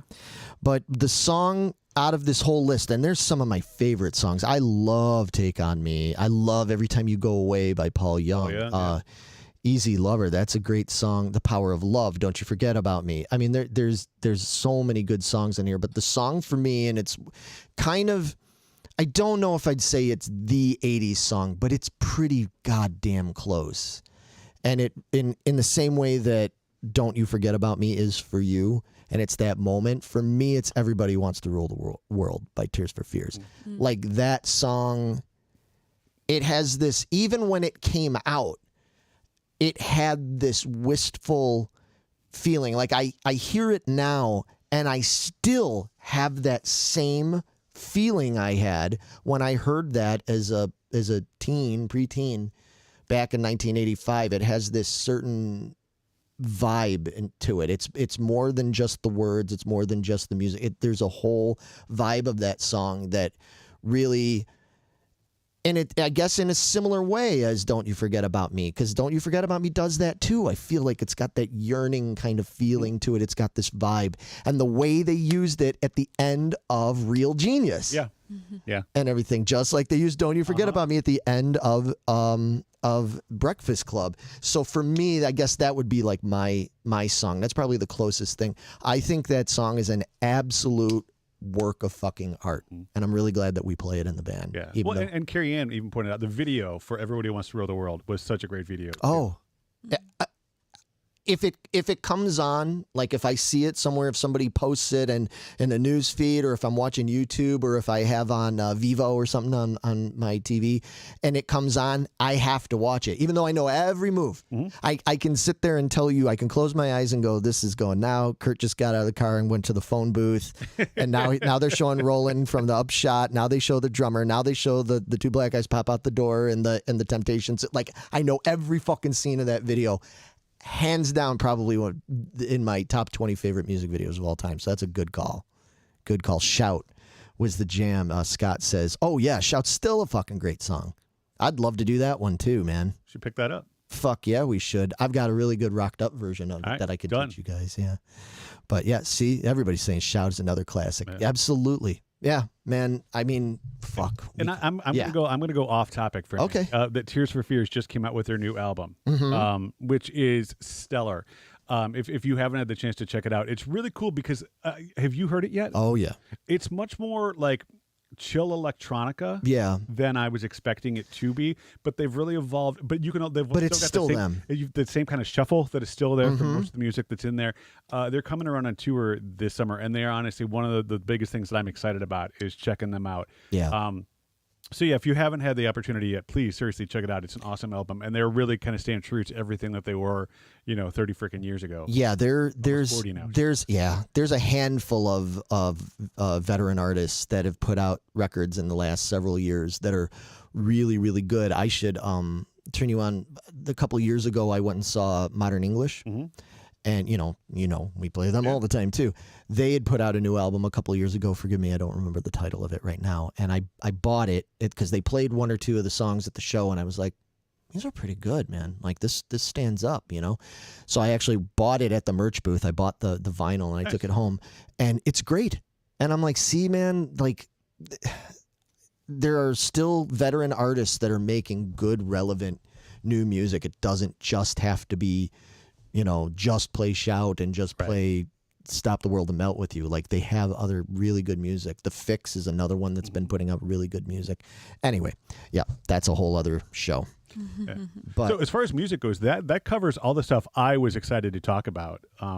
Megan, you were on your there was one on the back side of your list, right? Number 10. It was just Heaven by Bryan Adams. Oh, yeah, he put out Reckless that year, Reckless. didn't he? Well, Reckless was 84, but most of most of the singles charted in 85. Yeah. Okay. Yeah, because I think Bryan Adams. You and me both, girl. Yeah, there's a bunch of albums that came out. Yeah, I mean, we could just do multiple episodes just talking about albums and music that came out in 85, because there's Reckless. Hounds of Love by Kate Bush came out, which is a favorite of mine. Live After Death by Iron Maiden is an absolute staple for me.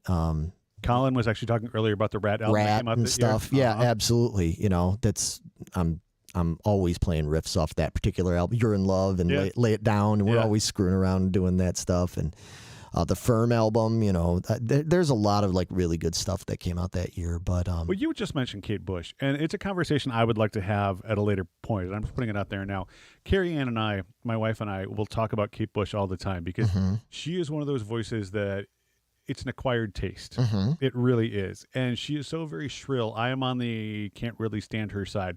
But I know, there are people that love her, like that late bar crowd. Like, Kate Bush is just one of those. I'm a massive Kate Bush fan. I've never her. found the appeal. And, again, she was one of the top charting artists in 85 with a lot of her stuff. And she's one of those artists, I don't get it. I don't see the appeal. It's art. It's like artsy. A Cat in Heat. On certain songs. Yeah, I mean, if you listen to something like Wuthering Heights and stuff, I mean, it's really up there and shrill and weird. But then by the time she got to stuff especially Hounds of Love, when she was doing Running Up That Hill and even that, it hits this. Wow. Yeah. It's a brilliant We're song. talking about what's the clopping, that noise. Okay. That to me is Kate. That's Kate's voice. Well, fair enough. You guys like the Cranberries, and I can't stand Dolores' voice most of the time. Sometimes she sounds beautiful, but there's other when she doesn't do when she gets up into it's the same kind of thing. Yeah, when she gets all cackly, I'm like, okay, stop, please stop. I get you're Irish. I got it. I know. I'm Irish too. I know, but please, I don't even like traditional Irish singers when they do that kind of stuff, But anyway, but no, it's fair enough. I mean, Kate Bush is definitely an acquired. She's still mad at me about that. Yeah, Kara loves herself some Cranberries. That's fine. That's all right. They're very popular, so there's a reason, But in any case, I'm a massive Kate Bush fan. I absolutely adore Kate Bush, and that was a bucket list thing for me. And then she finally came back and did a couple of shows and was like, okay, that's it. I'm, played first time live in 30 years and now I'm done. And I couldn't go see it because it was in London back in 2018 or something. And I was like, well, there's no way. But anyway, yeah, let's move on, man. We got to get into some other stuff because can we talk some news stuff? There's some really cool stuff that were happening in the news in general. Absolutely. Yeah. Let's get into it. And now the news.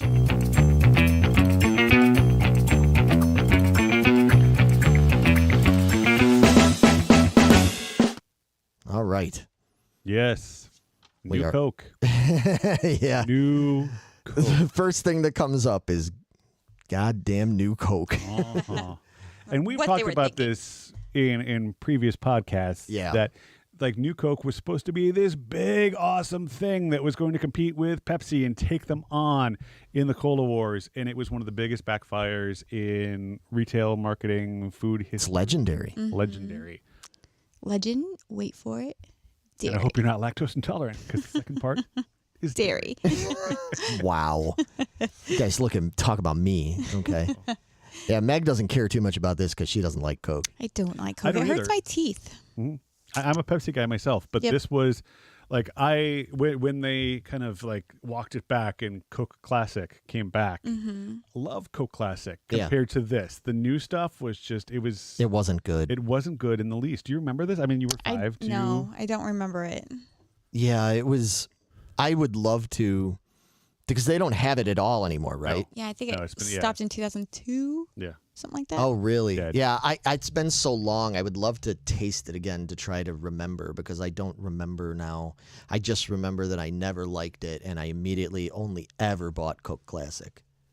After that, I never bought regular Coke. No, like New Coke was like Max Headroom tried to like sell it, and even that didn't necessarily No. go over well. But the other two pieces of Coke news that happened in 1985. Number one, Coke was officially sold in the Soviet Union in 1985. Before Really? that, yeah, you could not get Coca-Cola Oh, I didn't know that. in the Soviet Union. Number two, Cherry Coke was officially introduced in bottled formats. Before that, the only place you could really get it was like at a soda A shop. soda or something, fountain, yeah, where it they had would to put be the special made. grenadine in it. But yeah, in 1985 is when they first introduced Cherry Coke as an overall. I didn't realize cool. that was 85. Yeah. That sounds about right. Yeah, that was a big fucking deal. To It me, was huge, yeah. To me, that was a much bigger deal than the whole new Coke thing and Yeah. stuff. Like, I didn't care about that. When they came out, because I loved Cherry Coke. I grew up on. No, you don't like that? You don't even like Cherry Pepsi or anything? No. Well, and that was like the no. whole thing. wow. Like it was the flavored sodas, and that's what really kicked it off. Because after that, Cherry Pepsi finally came out, and then there was even like a Cherry Sprite, Cherry like others- Dr. Pepper. Yeah, the other flavors that came with that. But yeah, 1985 is where it all What? started from Coke. It's all awful. Gross. Why? It's disgusting. It just is. There is no why. It just is. What's disgusting about it? The taste. You don't like cherry? I like cherry. I just don't like it in my pop. Okay. No, How okay. about Green Rivers? Do you like Green Rivers? They're okay. So Yeah, I'm trying to think about this. Have I ever seen you drink like a flavored, like you were talking about, like all the flavored, like Green River or. The closest I'll get is with like a Sprite. Oh, wait a the minute. flavored Sprite, I'll drink that. You like cranberry. You like the Christmas Sprites and stuff, don't you? yes, So that's okay. that's okay. But don't put it in the dark pops. Scott and Tarm's 1970. Oh, I completely forgot. Jolt Jolt Cola. Oh, was dude. introduced in 1985. Like Was it Jolt, really? yeah. Wow. Yeah, it was created in 1985. It's like the highly caffeinated. Yeah, if you got Jolt, like that was like the Red Bull of the Oh, I era. know. Oh, Jolt was awesome. oh, I know. my That was God. that makes sense. It would have been around that time, probably like 85, then 86, that me and my best buddies, Steve and George and them, we would go to, if we were staying over at like one of the other's house, we'd usually get one of our moms or somebody to like swing us, like pick up videos, rent videos for the weekend, and swing through 7-Eleven, and we would get 1 or 2 2 liters of Jolt, and we would get just massive 7-Eleven nachos. The seven with nachos and the chili, yeah, just smothered with the that, chili like, and the cheese. And we would go back to like Steve's house or something and watch like Nightmare on Elm Street or watch Weird Science or something that just came out on video, and drink all of that Jolt and just be like every bouncing parent's. off the wall. Is that what you drank on your way here? Is The that Jolt? apparently so? Is that what happened? Yeah, I think so. Okay. Yeah. You're like talking a million miles an hour. I love You're so- 1985. Like this is I've You're been so jazzed tonight. It's so stoked cute. about it. Yeah. Well, somebody's got Oh, to talk. cherry Meg. RC. Oh, it's even worse. Oh, yeah. Cherry Just RC. you Carrie cannot Ann. put flavored. Oh yeah, Carrie Ann, you're right. Cherry, yeah, Cherry RC. Yeah, Yeah, that came out in 85. Yeah, Okay. so my wife Carrie Ann, her dad worked for RC Cola, and Nice. they got all of like the test flavors that he got to bring home. So Ooh, she was that's like, cool. yeah, she was part of that sample family. It was to hear those stories. Yeah, I well, loved see, RC growing up. I was just gonna not say. the flavor. I was just gonna say, being a Southside Chicago kid, man. RC is where it was at. Yeah. That was really, honestly, I wasn't super picky about it, but even now, and I don't really drink colas much anymore. I can't, for health reasons. But even now, if I had my choice, if I was going to drink cola And it was like, you're going to get Pepsi, you're going to get Coke, you get RC. I'm always a fucking RC guy. Like, I love the taste of RC. RC and a fucking good Chicago Giappo's Giordano's fucking pizza. Yeah. Oh, that pairs. Dude. Yeah. That's, RC and pizza. There Yeah, you go. that's funny. Yeah. yeah, they got it. Yeah. You know, that's where it's at, man. From Chicago, you know this stuff. Yeah. So some of the other new stuff I wanted to cover in here. Yeah. And I think you had it too. The Titanic was discovered in Yup. 1985 Was, yes. by Dr. Robert Ballard. And so Nope. Why did it open? No. they're not pizza. It opened the wrong one. Come on, not pizza puffs. There it There is. we go. It There it flipped is. the We wrong way. found it. So- We found the Titanic. So my rant off the rails is I was obsessed with the Titanic when I was a kid. There was a book called like Cruise of the Titan or something like that, and it was actually written a couple of years before the Titanic sailed, and it was the story of this biggest ship that had ever existed called the Titan, and it actually hit an iceberg and sank because there weren't enough lifeboats, and it actually happened with the Titanic. Okay. But I was just obsessed with the idea of like shipwrecks and being out in the middle of nowhere, and like the idea of open sea terrifies the hell out of Oh me. yeah, me too. So like being out there in this cold water and everything, and with nobody to rescue you, is one of those like nightmare-inducing things, but in a way that I was just enamored with it. And when Dr. Ballard found the Titanic, I thought it was the coolest thing in the world because like now we had answers and why did it sink? Because it was supposed to be unsinkable. And the idea is that all of these scientists had about why it sank and how like it was an ice cube tray and how you kind of fill it and the water kept going over the bulkheads until Right. it finally sank. And then when they found it in two pieces, that wasn't the case. It sank a little bit, but then the weight of it broke it in half, and that was such a huge thing to be discovered. Yeah, that's right. They didn't know that till No. then. No. Yeah. And I remember I was St. John the Baptist. We had an opportunity to go to the Museum of Science and Industry, and on the screen it was Dr. Ballard. He was still on the boat, and he was talking to us as this group in one of the auditoriums at Science and Industry.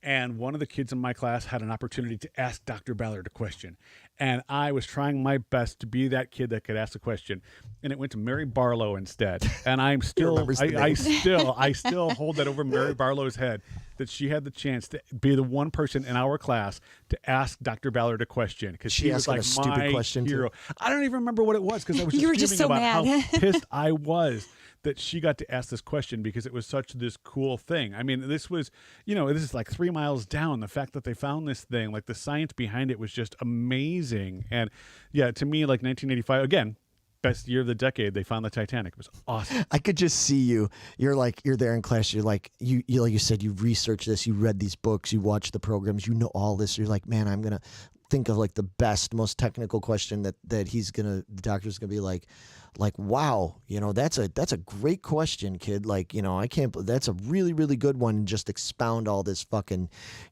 information and intelligence on you. And then Mary gets up and asks a question, and it's like the one question. She's like, so do you like boats? Yeah, Mary gets up and she's like, is there still water in the pool in the Titanic? Yeah, exactly. Right, exactly. And you're just sitting there like, fuck. Yeah. Yeah.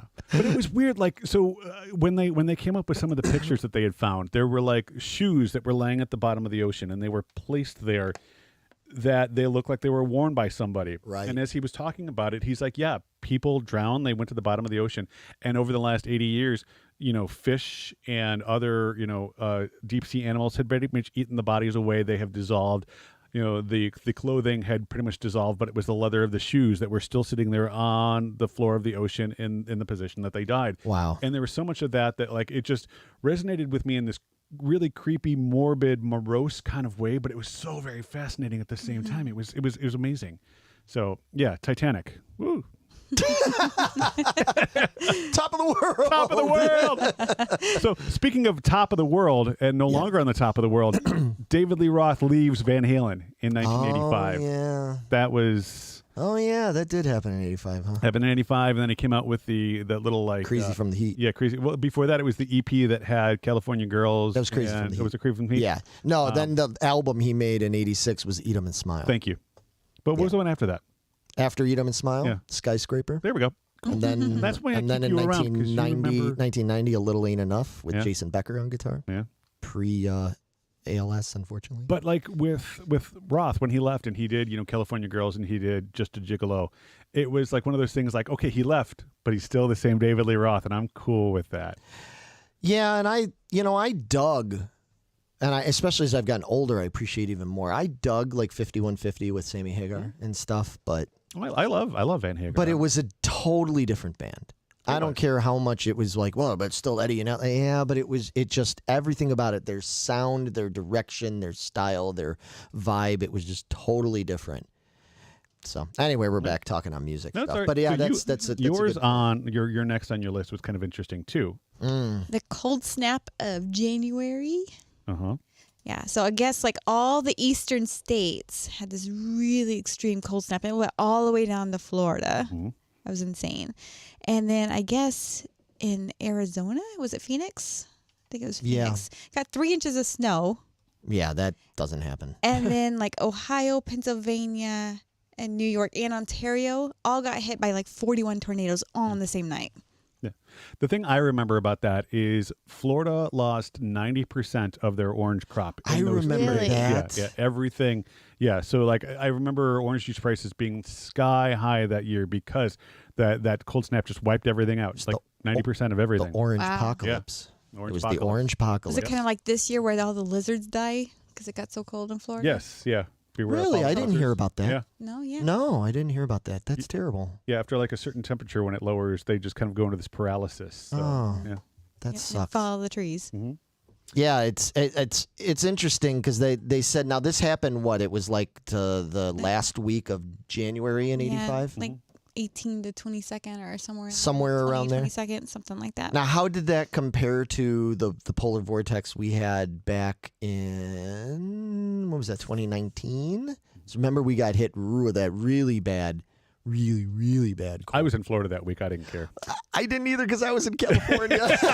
So I have no recollection of it whatsoever. Meg's like, fuck you guys. Fuck you both. I was in California. Take one of these and one of these. Dude, I was literally there. I was right after the NAMM convention, and I was there, and I was supposed to fly home like the next day or whatever, and then all of a sudden my phone lit up, and it was like, Southwest or whatever was like notifying your flight has been canceled. Call immediately. But I'm like, my flight's been canceled.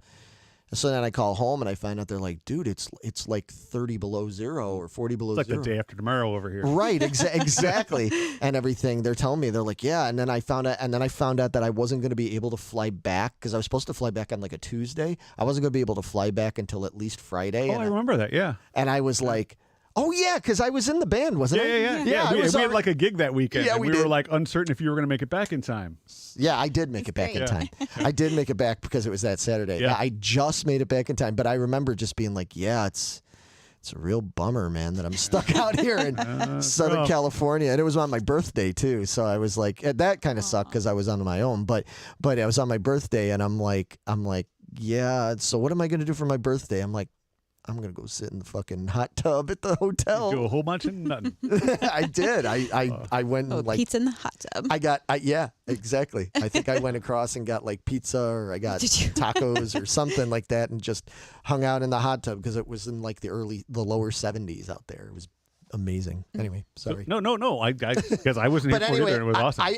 I just was curious, like, because to me, I don't remember. I remember this happening, but I don't remember what it felt like. I don't remember a lot about it. So I'm just curious, like, how it compares, like if the 85 one was more drastic than the 2019 one. So anyway. So I have 3 more pieces of news that I kind of wanted to go over. Sure.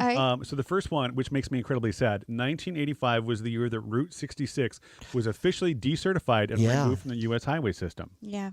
No more getting your kicks on Route 66. No, it is not. We tried, me and my mom, my brother may have been with us too. We tried to take Route 66 back from Oklahoma to up here.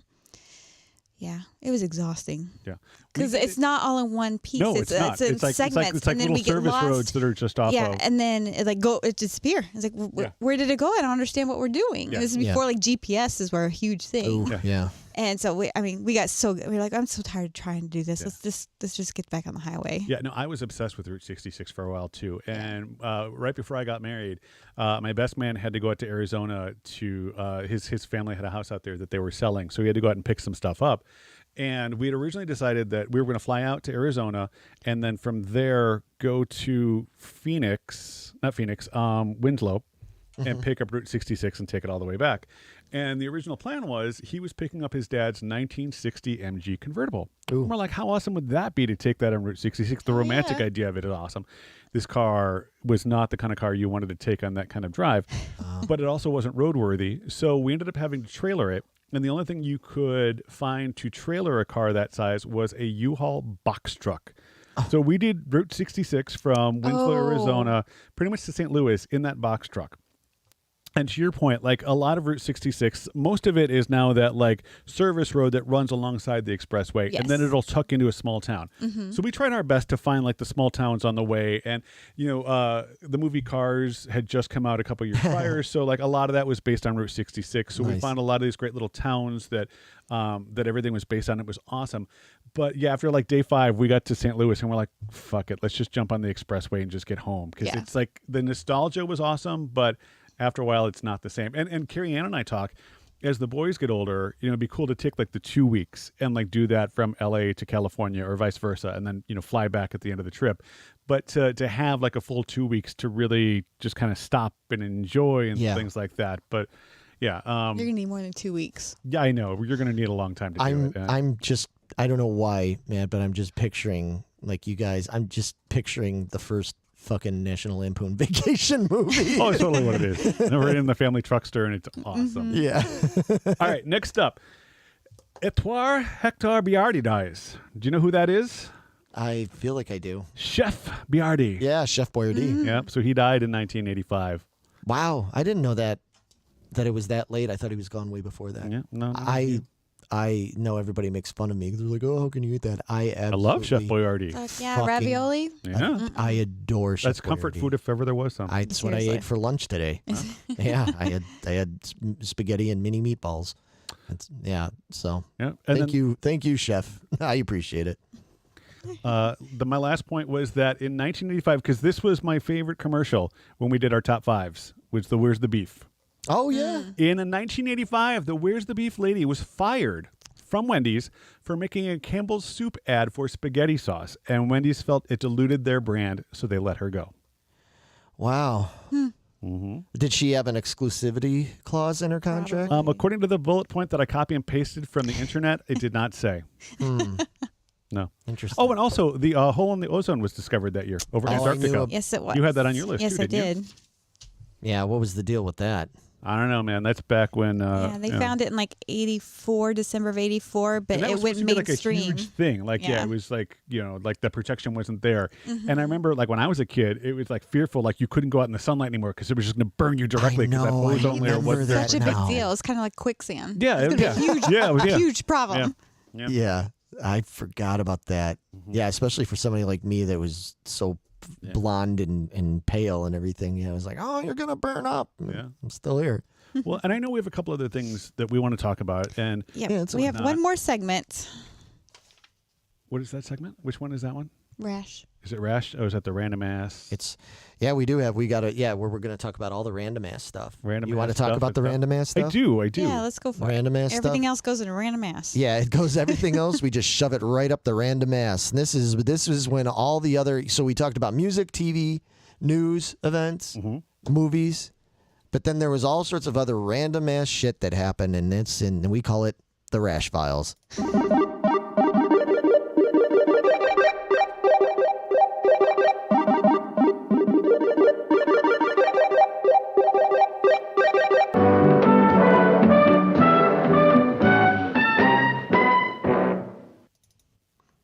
All right. And more. That's my favorite part. And more. Yeah, I thought that was funny.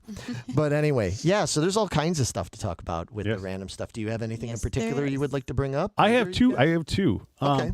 And they're both comic related because it was kind of the turning point for comics in the 80s because, being the comic kid that I was. For DC, this was their Crisis on Infinite Earths. It was introduced that this year. was 85. And for those of you who pretty much follow anything current with a lot of the universe. So first of all, that was the year that they killed off Supergirl. which wasn't as bad for me as this is when the Barry Allen Flash dies. That sucked. And everything kind of amazing, splits into everything from that. So if you've been watching, Flash on DC, like all the other, the Flashes that you're finding, all the other people that are coming through, everything from those storylines is really based on that comic series from '85.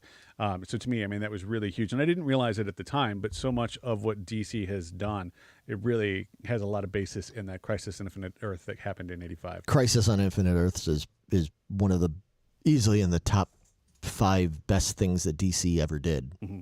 It was really moving. Like it was like holy shit. It was so deviating from everything else. It was really it needed to happen Yeah. though. It was good that they did that because real quick to just explain it. So what they did with this Crisis on Infinite Earths thing is they realized that after DC being so old, right? I mean, it's older even than Marvel, right?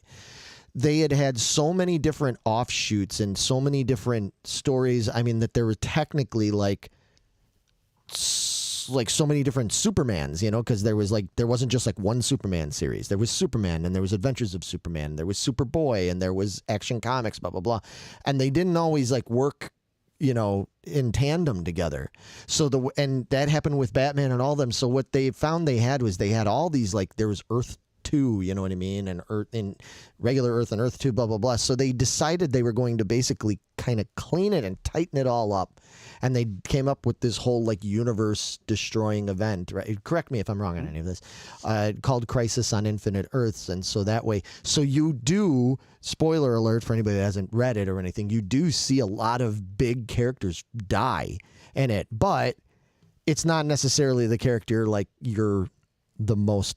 In some cases it is, like Barry Allen or Supergirl.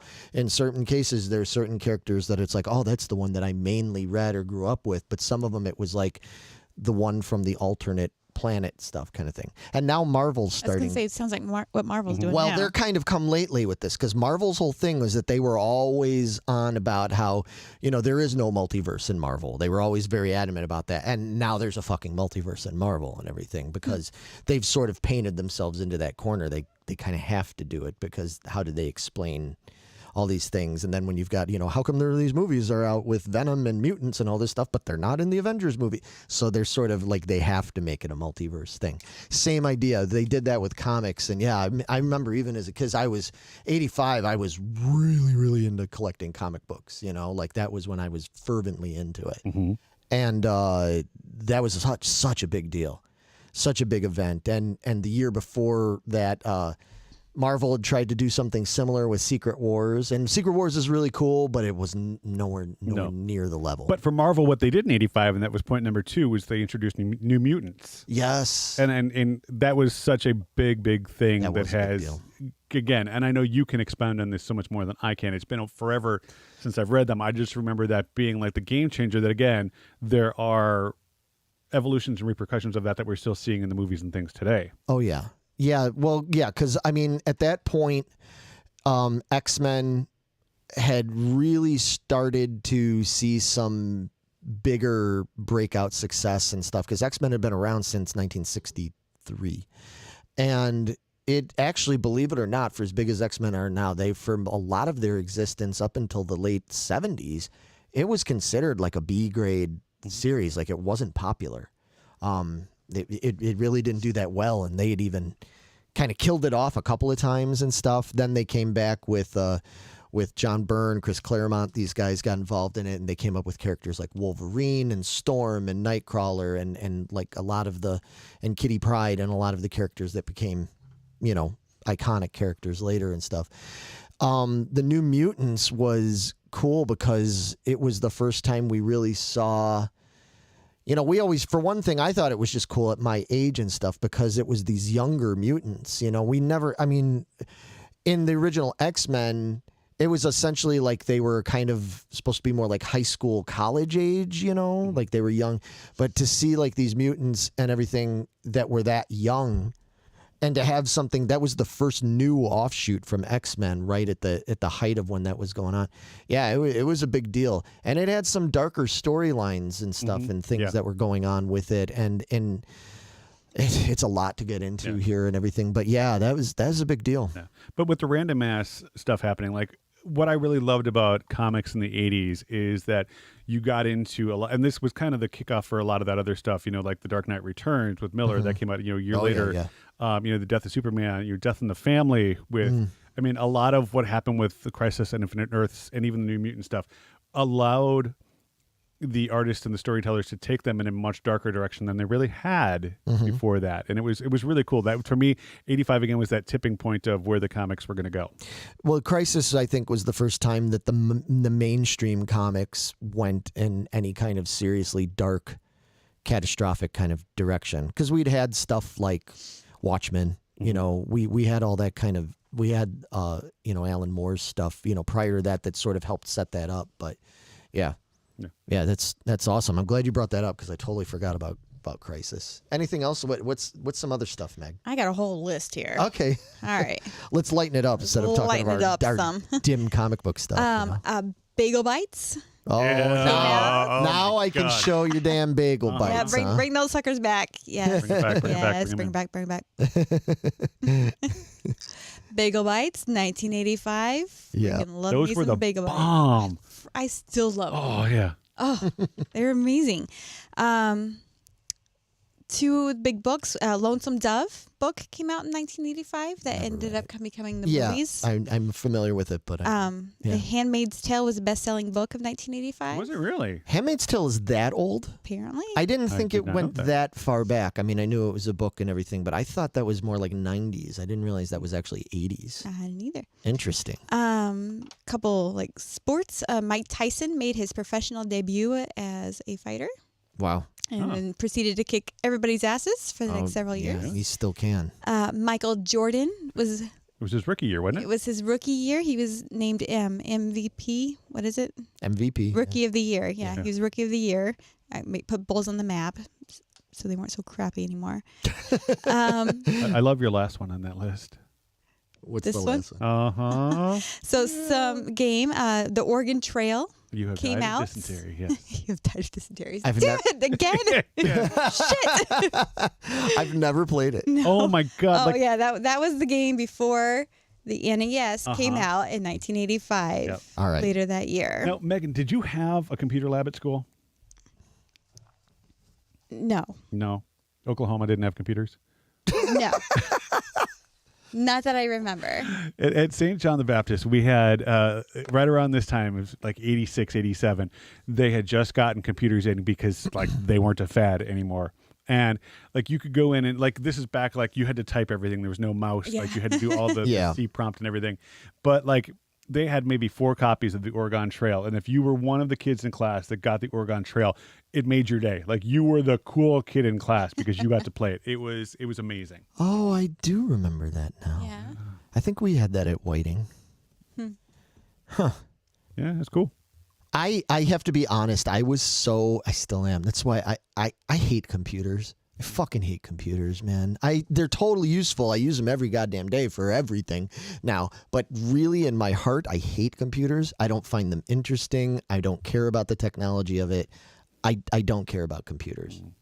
They're annoying to me. And when I was in high school, I really wish I would have paid more attention when I was in computer class because I didn't give a flying fuck about these fucking computers. And I had, because my dad was always, he was an electrical engineer. After he was a cop, he was an electrical engineer and stuff. So that's what he did for the rest of his life.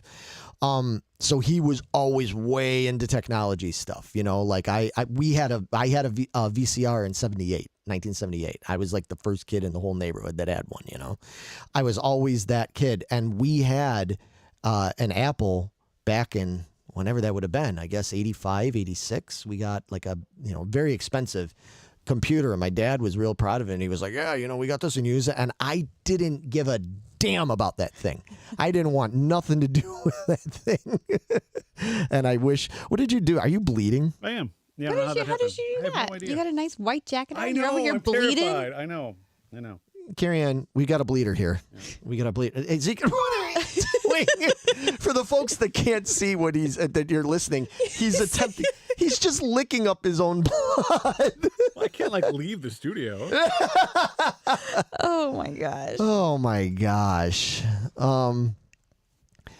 Wow. Yeah. A Carmen, Joe Juarez says I was a Carmen San Diego guy. Yeah. Oh, hell yeah. Oh. We love Carmen San Diego. Fuck yeah, we do. Yeah. But anyway, before we move on, I'd like to talk about the NES. Yes, let's talk more about the NES. So Yeah. it was because games were kind of like going downhill, the video games. Yeah, they were. When this happened. And it was a big hit in Japan, but they decided they were going to release it in a small market in New York. They thought, well, let's pick the hardest one to sell in, and let's start with there. If we can sell it there, we can sell it anywhere, right?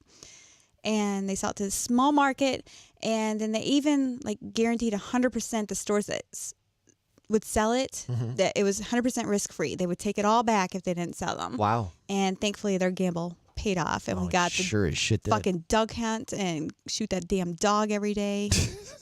Stop laughing at me. It's not funny. Meg has real issue with that Stupid dog. And then obviously they come out with Mario Brothers, and game over. Yeah.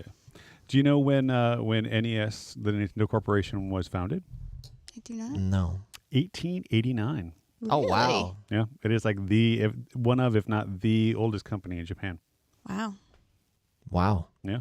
What is this? So we got people commented about this, of course. We got, well, He's a Carrie Ann gusher. says you're a gusher. Yeah. He's putting pressure on it. We're good. It's a gusher. NES was considered a toy, not a console. That's, getting technical about shit like that now, catering to the kids. Well, I mean, but at the same time, I don't know. I feel like NES was, to me, when I was around then and everything, NES was like the step up. I mean, like I was still playing with Atari 2600 and We were the Sega family. Like I told you before, like we picked the wrong technology all the time. I don't think it was wrong because I love Sega. I love Sega, but Sega was not the. It wasn't number one. It was wasn't. number two. Yeah. But that's all right. There's nothing wrong with number twos. No, My dad, I'd have to fight my dad to be able to play the NES. Yeah. Of course, I was like flinging the remote everywhere and ripping it out of the console, but whatever. That what happened? Who was ripping it out? I was. Oh, okay, good. Because I was like, Oh, geez. I was one of those, so. I was always. We finally got the wireless. I was the throwing guy. I took after my father. My father and I were what? You throwing something? Having tantrums, getting really mad, destroying shit. Yeah. Yeah, I know. It's no shock to anybody that knows me. I'm weird. I'm the guy that smashed a Les Paul behind fucking jalapenos one night because I hated my band. But anyway, so FYI, Matt. Yeah. At the time, it was a bad day. It was just a bad day. But anyway, I used to throw the controllers all the time. My dad and I went through so many fucking joysticks, man, because we were just like, fuck this fucking thing. And get really mad at fucking Yar's Revenge. But you know what? I kick ass at Yar's Revenge now. Paid off. Better than Mario Kart? Anyway, moving on. Oh, okay. So people, I can't stand computers. See, I'm with you. But anyway, no, I didn't come along to NES until much later. I had friends. I would always watch my friends play. Like after school, they'd play like Castlevania and stuff like that, and Simon's Quest, and Super Mario 3. Like I enjoyed watching my friends play it and stuff, but I never really had like the patience to sit down and play it. I was practicing my guitar, so, and I still suck at that too. So none of it paid off. But anyway. So, yeah, we can move on now. All right. So, we already talked about Route 66, Calvin and Hobbes. That's what I would like to bring up. Debuts in 1985, November. Watterson's awesome. Yeah, I was saying, anybody here a Calvin and Hobbes fan? Yeah. Oh, man, I have all of them. I have all the volumes, all the books. Yep. I absolutely loved it. I got it right away. You know what I mean? As soon as I was reading, I was like, okay, this one's for me. It's so funny. I love that, Hobbes is just a stuffed tiger because I love stuffed animals. People can make fun of me. I don't really give a fuck. I love animals. I wish I could have a real tiger. I can't have a real tiger. So I'll take a stuffed one. That's fine. Especially if he talks to me and hangs out.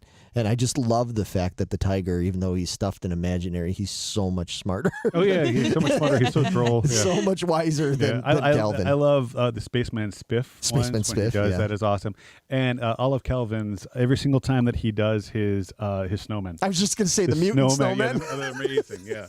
they're awesome. Yeah, I used to back in like the early 90s when like having decals and things on your guitars was like the big thing, you know. I had a one guitar, it was like a Dean Strat style guitar that I had decals, and up here on the top horn or whatever, it had Calvin throwing a football, and down at the bottom by the knobs it was Hobbs catching the football. Oh, nice. It was like so not metal, but I didn't care. care. Yeah. I didn't care. Well, the Anthrax guys had like cartoon characters and stuff on their guitars. I was like, good enough for Scotty and good enough for me. I can do it. So, yeah, but that's awesome. 85. Boy, oh boy.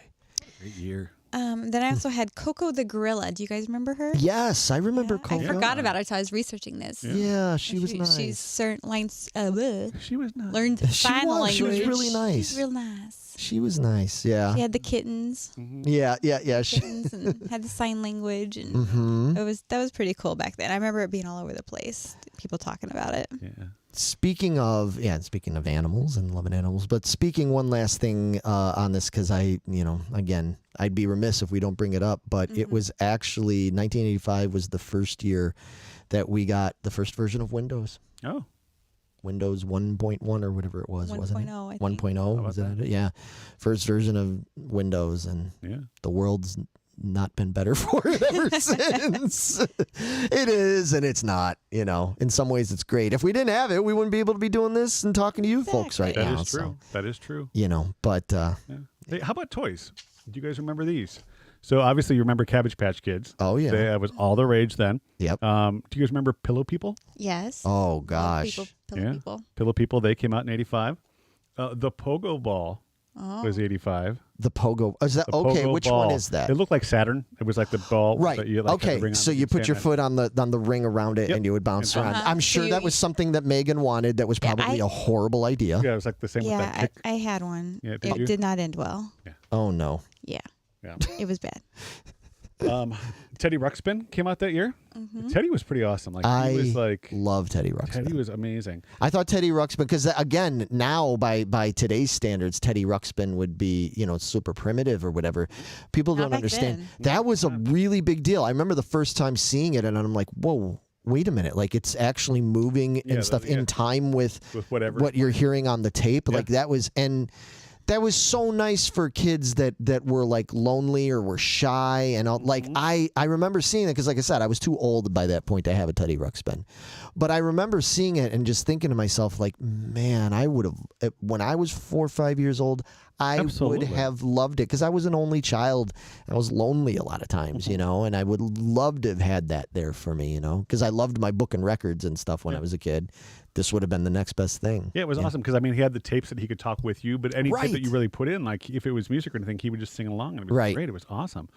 And then these two cartoons came out the year before, so the toys debuted this year in '85 was Rainbow Bright. Yeah. Oh boy. And the Care Bears. Oh, the Care Bear toys.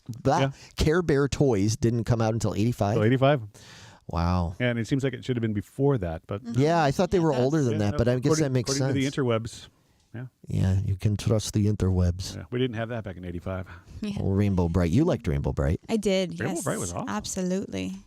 Joe brought up the GoBots. You guys talked a lot about them earlier with the Transformers. But yeah, I remember video stores were renting video games, and that was like the coolest thing. Like you could actually go in and like try something for a night, before you went to buy it, and that was the That's coolest how we thing. did most of our games. We went and rented them. Yeah, see that you guys had that benefit back when I was younger, and I was into the, I had Atari 2600 and ColecoVision and stuff. You couldn't rent those fucking games. You had to buy them, and they were expensive for the time. I mean, most games were roughly around $30 to $35, which in 1981 or whatever, 82, that's a lot of money. That's like $100 now. Yeah, exactly. Well, we're going to get into that in the next segment.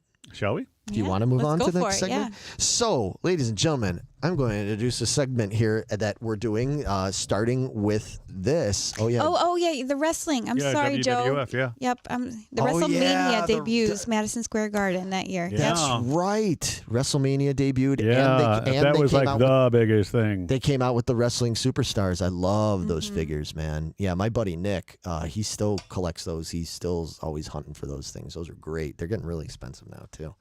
They're hard to find in good condition because kids beat them up. But getting into another segment here that I'd like to introduce is, if you're familiar with our channel, you know that we've done various trivia things. We used to have our trivia torture that we used to do, and that we're bringing it back. It's coming back. We're working on it. I'm bringing it back. Yeah, I'm bringing it back. We're reformatting it a little bit and everything. Because we were kind of running out of ideas for it, to be honest with you.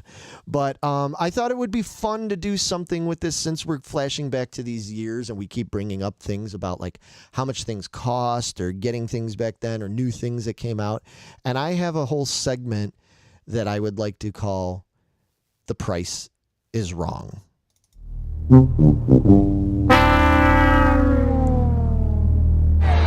blew it! You had it all and you blew it! You blew it! You blew it! You blew it. And clearly I blew it because Where'd we go? I don't know. We're here somewhere. Lost. There we are. So I have a bunch of different things I wanted to bring up. Where did all my files go? How come they're not in here? I don't understand why they're not in here. Oh, There they it's are. going so well. No, I found it. I blew it. You had one shot and you blew it. No, I found it. I got it here for you. Sometimes it's weird with this OBS. You click on it. If you don't click it exactly right, it's like it doesn't go right. But anyway, I had OBS once. you get that taken care of? I did. Good. My doctor, yeah. I wish somebody would take care of mine. So what I'm going to do with The Price is Wrong is it's a little bit like the Showcase Showdown on The Price is Right, hence the not so clever playing on pun on the title of it. And what I'm going to do is I'm going to bring up some different items from back then. And I want you guys to try and guess as close as you can and see who can get closest. Without going over? Well, Ooh, you know. Yeah. Yeah, I mean, you know, I'll let you guys know if you go over. Okay. Like they do on there when you're trying to bid, you know, and everything. And everybody's gone over, and so you have to, you know. But I swear to God, if one of you goes $1, I'm gonna smack you. But anyway, so what I'm not gonna smack you. I'm not like that. Do I look like Will Smith? Nah. All right. So anyway, I'm going to bring up things I'm going to bring up on the screen. And if you folks at home want to play along, by all means, you can play along. I'm sure we're not going to yell out the answer right away. No. But what we have first is a 1985 Pontiac Firebird Trans Am. Okay? Okay. Which trim? Oh, dude, I don't know. It's just the standard. Okay. I don't fucking know. Okay. You're going to get all technical on me about this now? I'm just curious. Like if I have to guess the price, like. Okay, well, let us know what would be the difference. I don't know. Well, then it doesn't matter, does it? It might. I don't know. I just looked this up. I don't know that much about it. I used to hang out with a girl that drove one of those, actually. Trans Am was awesome, man. Yeah, they were. I loved Firebirds, man. Those were so cool. But yeah, well, we already got some people coming in. Oh, we got several. Yeah, we've 12,000, 3,000, 7,000. 12,000. That's all across the board. Yeah. So what I'm asking for from you guys is I'm asking for the MSRP. So, you know, obviously it might have sold a little cheaper depending on the dealer or whatever. But what was like when you saw the commercial on TV and it said MSRP? What do you think the cost of that? Because I mean, that was like a pretty badass car at the time. It was. Mm-hmm. So we want to take some guesses at it. I'm gonna go with $89.95. $89.95. Yep. Okay. Megan? I was thinking 8,000. Okay, so you want to go a little lower. I want to go even 8,000. 8,000, and you've got basically around 9,000. I'll go 9. And Matthew is the winner. Ooh. Because he got closest. With the MSRP was $11,800. Wow, really? That was an expensive car for its time. Yeah, with Tarm's 1970, I was actually going to go with 11.9 because yeah, not bad. Wow. Oh look, Carrie Ann went for 89. So Carrie Ann was right there with me. Yep. Nice job, baby. Yeah, so I mean, by those standards of that time, because a lot of the other cars, that's a lot of friggin' money. If you got, you know, a Toyota or a Honda or something, like those were roughly around in like the 6,000 to 7,000 range new. But you know, this was a sports car, essentially, you know, so it was happening. But yeah, okay, cool, good guesses though. You both got fairly close to it, but not quite. But yep, 1 point to Matt. So, I want a pen. I want to like. yeah. Well, you got a blood. Why Can don't you just write it in write blood? that open? Just dip into your blood and write it on the paper. Panasonic There. VH. Yes. So the next one is a Panasonic OmniVision VHS, and this is from Kmart. Was it a blue light special? I'm sure it was at one point. Well, I don't know if it would have been something like that. Probably never went on blue light special. You know, these were way too expensive. So this was a VHS player. It was like at the time it was one of the first ones to have a wireless remote. I was going to ask if it was wired or wireless. Yes, it's a wireless. It was one of the first ones to have wireless remote. It was the 3-speed. It had the 2-hour, the 4-hour, and the 6-hour. And I believe that the OmniVision also had the extra long speed that could do up to 8 hours. Ooh. You know, which meant your videos were going to look like absolute garbage. So I'm going to be going specifically by the Kmart price. So you can kind of take that into account too. I'm sure it was pretty close all, you know, depending whether it was Sears or Kmart or whatever. I'm sure it was fairly close, but I'm specifically took it from what Kmart was selling this because I think the Panasonic OmniVision was like their special, you know what I mean? So what are you guys? So Scott Tucker's in at $600. Okay. Denise is at $999. Uh-huh. I'm going to say $1,200. Damn it! I was going to say 1,200. Were you? Yes. Okay, so Triple T Arms is at 550. 550. I'll do 1,000 since he took my 1,200. Joe says 120. Joe, that VHS players didn't cost 120 until many, many years later. Carrie Ann at $565. 565. Okay, all right. Well, so if I had a buzzer, I would go. You guys are both overbid, over. huh? You're both Really? overbid. Yep. So we have to come back down. You have Come to. down. You have to come down. Yep. Megan, you want to go first this time? Yeah. Why don't you? I'm thinking 700. Fuck you. All right. I'm gonna go with my wife's choice of $565. You're both still too high. Really? Seriously? Yeah. Yeah, because by this point they were starting to come down. All right. I'm 300. Okay, 300. I'm gonna do Joe's 400. 300 and 400. Megan, point goes to you. Woohoo! The OmniVision VHS machine was going for $450 at the time. Wow. Nice. Yeah. Score, nice. That was Thanks, Joe, for the assist. And it's a little tricky because I'm gonna go Carrie Ann. that was well, to be fair, that's why I brought up that it was Kmart, and that's why I was like, I'm going by the Kmart price and stuff because Kmart had a tendency to be, I'm sure if you were to get it from like another specialty type store or something like that, it probably would have been closer to like $550, something like that. Mm-hmm. So my throat's getting a little sore. So All right, what's next? all right. Do it again. We want to go That's eager. All right, cool. So speaking of, you brought them up earlier. We are going to go with the 1985 boxed original Cabbage Patch doll. When Carrie Ann said, I wanted the one with all the deluxe feature, the nicer trim. Yeah, absolutely. VHS, yeah. Yep, absolutely. But anyway, so this one we've got is the Cabbage Patch doll. Now, these things, if you recall, were all the rage. Women were fighting and hitting and scratching at each other trying to get these for their kids in Christmas of 84 into 85. And they were, they were pretty, yeah. $39.95. Carrie Ann, $39.95. We got special. $20. Jess says $24. I was gonna guess 20. I was going for 85. Whew. Yeah. Okay. Well, one of you went over, and that was obviously Matthew. Obviously, man. All right. So, what was your guess? 20. 20. I'm gonna go $39.95. All right. Well, Megan gets it Woohoo! Why? because it was $35. Oh, you went over.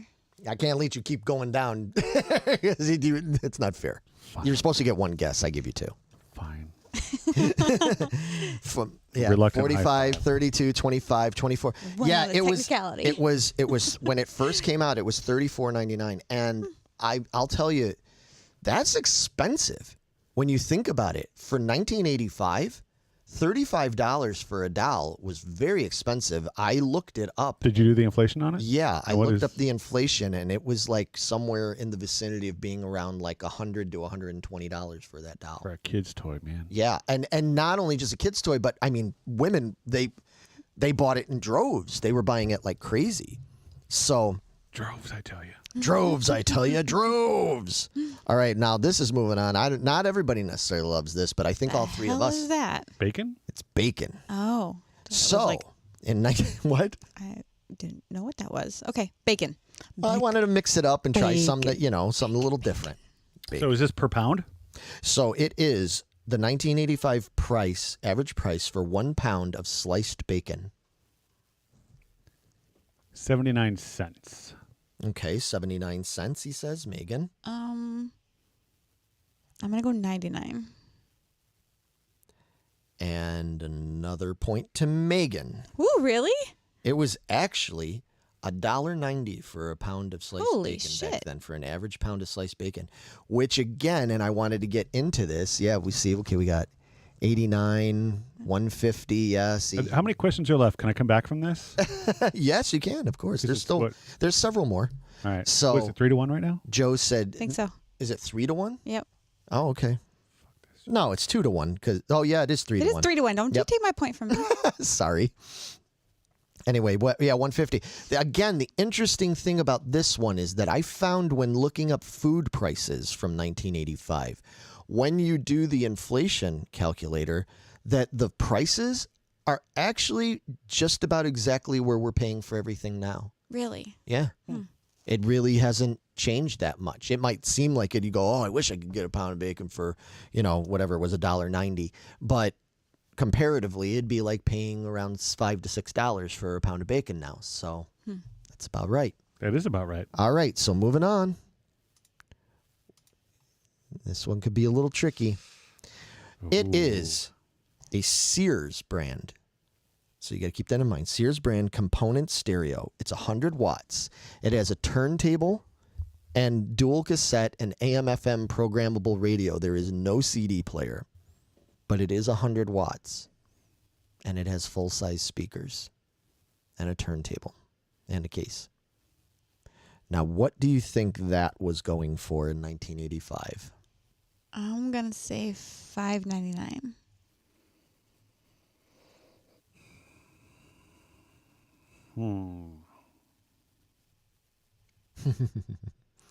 Thinking. So we've got people guessing. It's $7.99. We got $6.99. You got my Yeah, $5.99. I'm actually going to go with 700. Okay. And you said, $5.99.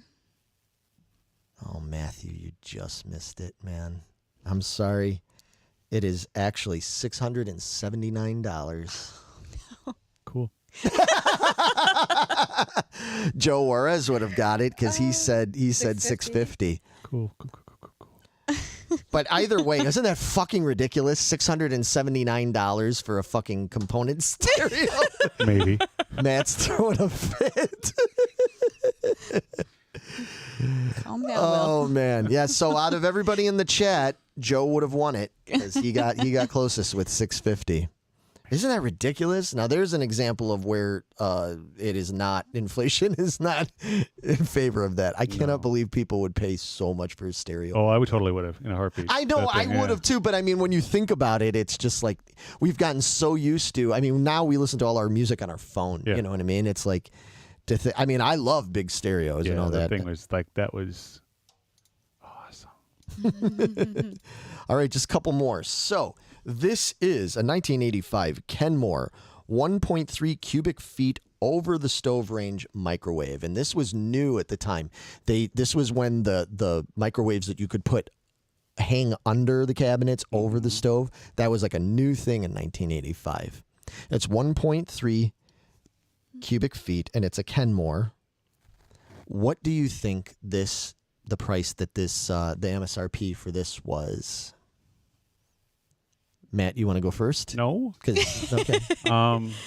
You don't have to. No. It's all right. I'm going to say $375. Okay. I was gonna guess $4.50. Oh, Matt.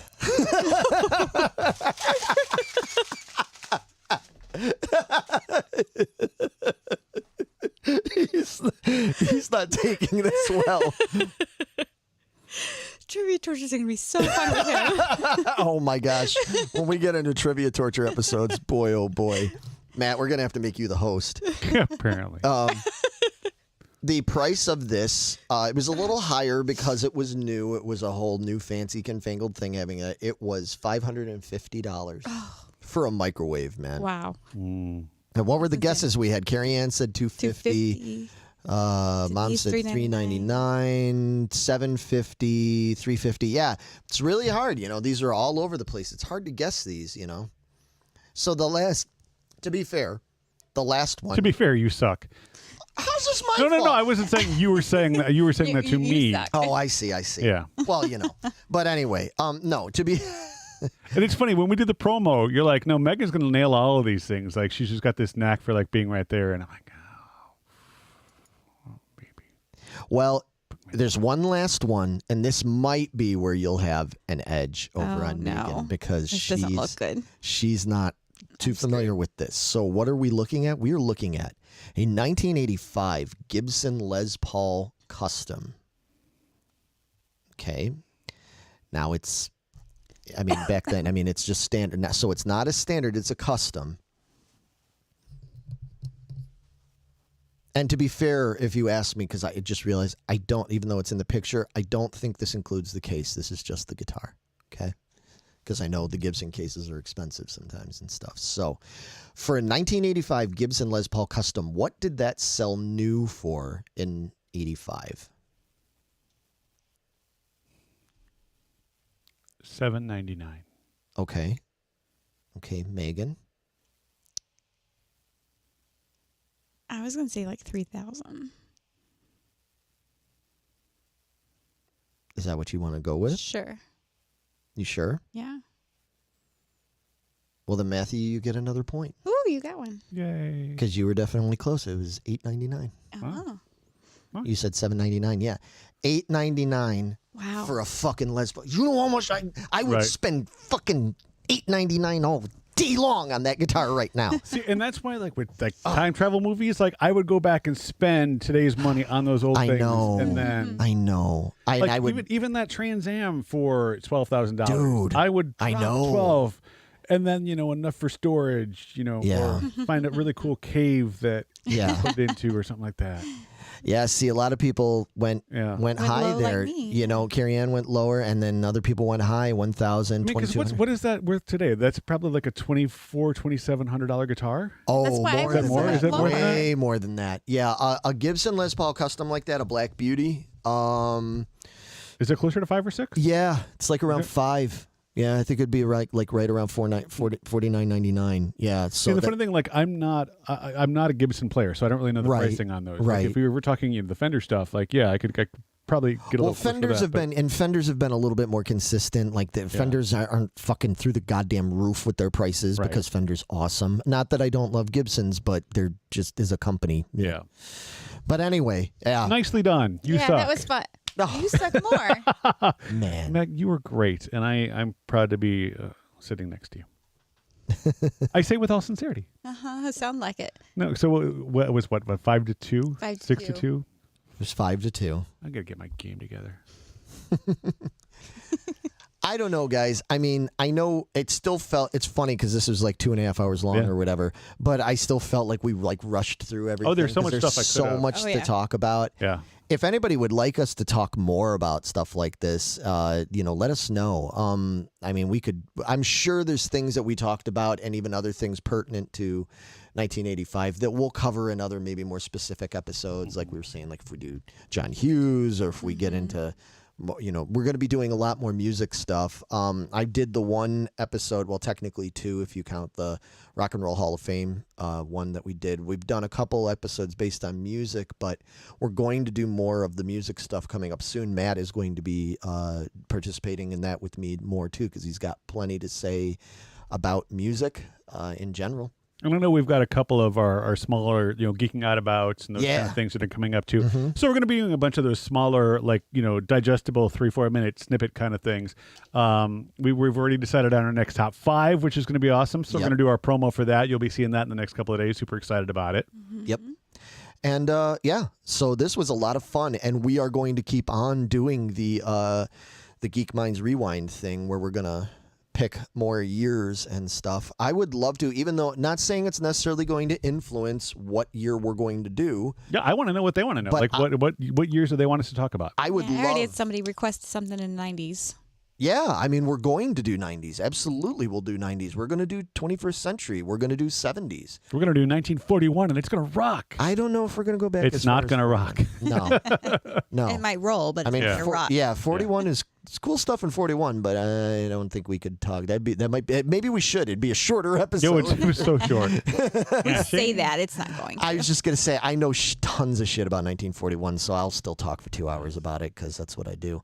But no, we'll probably cut it off in the 60s somewhere, maybe late 60s or something, early 70s, and then, up to modern times. So we would love to know. Yeah, we're already getting people saying 99 and 88. 99, 88. Yeah, we're in it. Somebody just needs to say 77 and 66. And yeah. But we're going to be coming back hopefully in another month, maybe or so. We'll do another one of these. Yeah. And, This was a lot of fun. this was really a lot cool. of fun. It's fun getting to talk about just a whole bunch of different stuff, Yes. What did she say? 1948 was Well, important. that's because that's when mom was born. I think that's a very important year. yeah. Yeah, go Denise.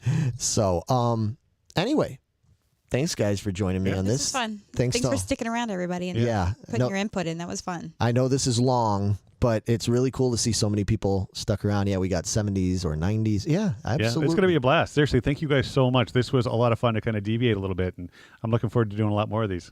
Yep. Ditto. Me as well. And I am out of here. See you later, everybody. Bye, guys.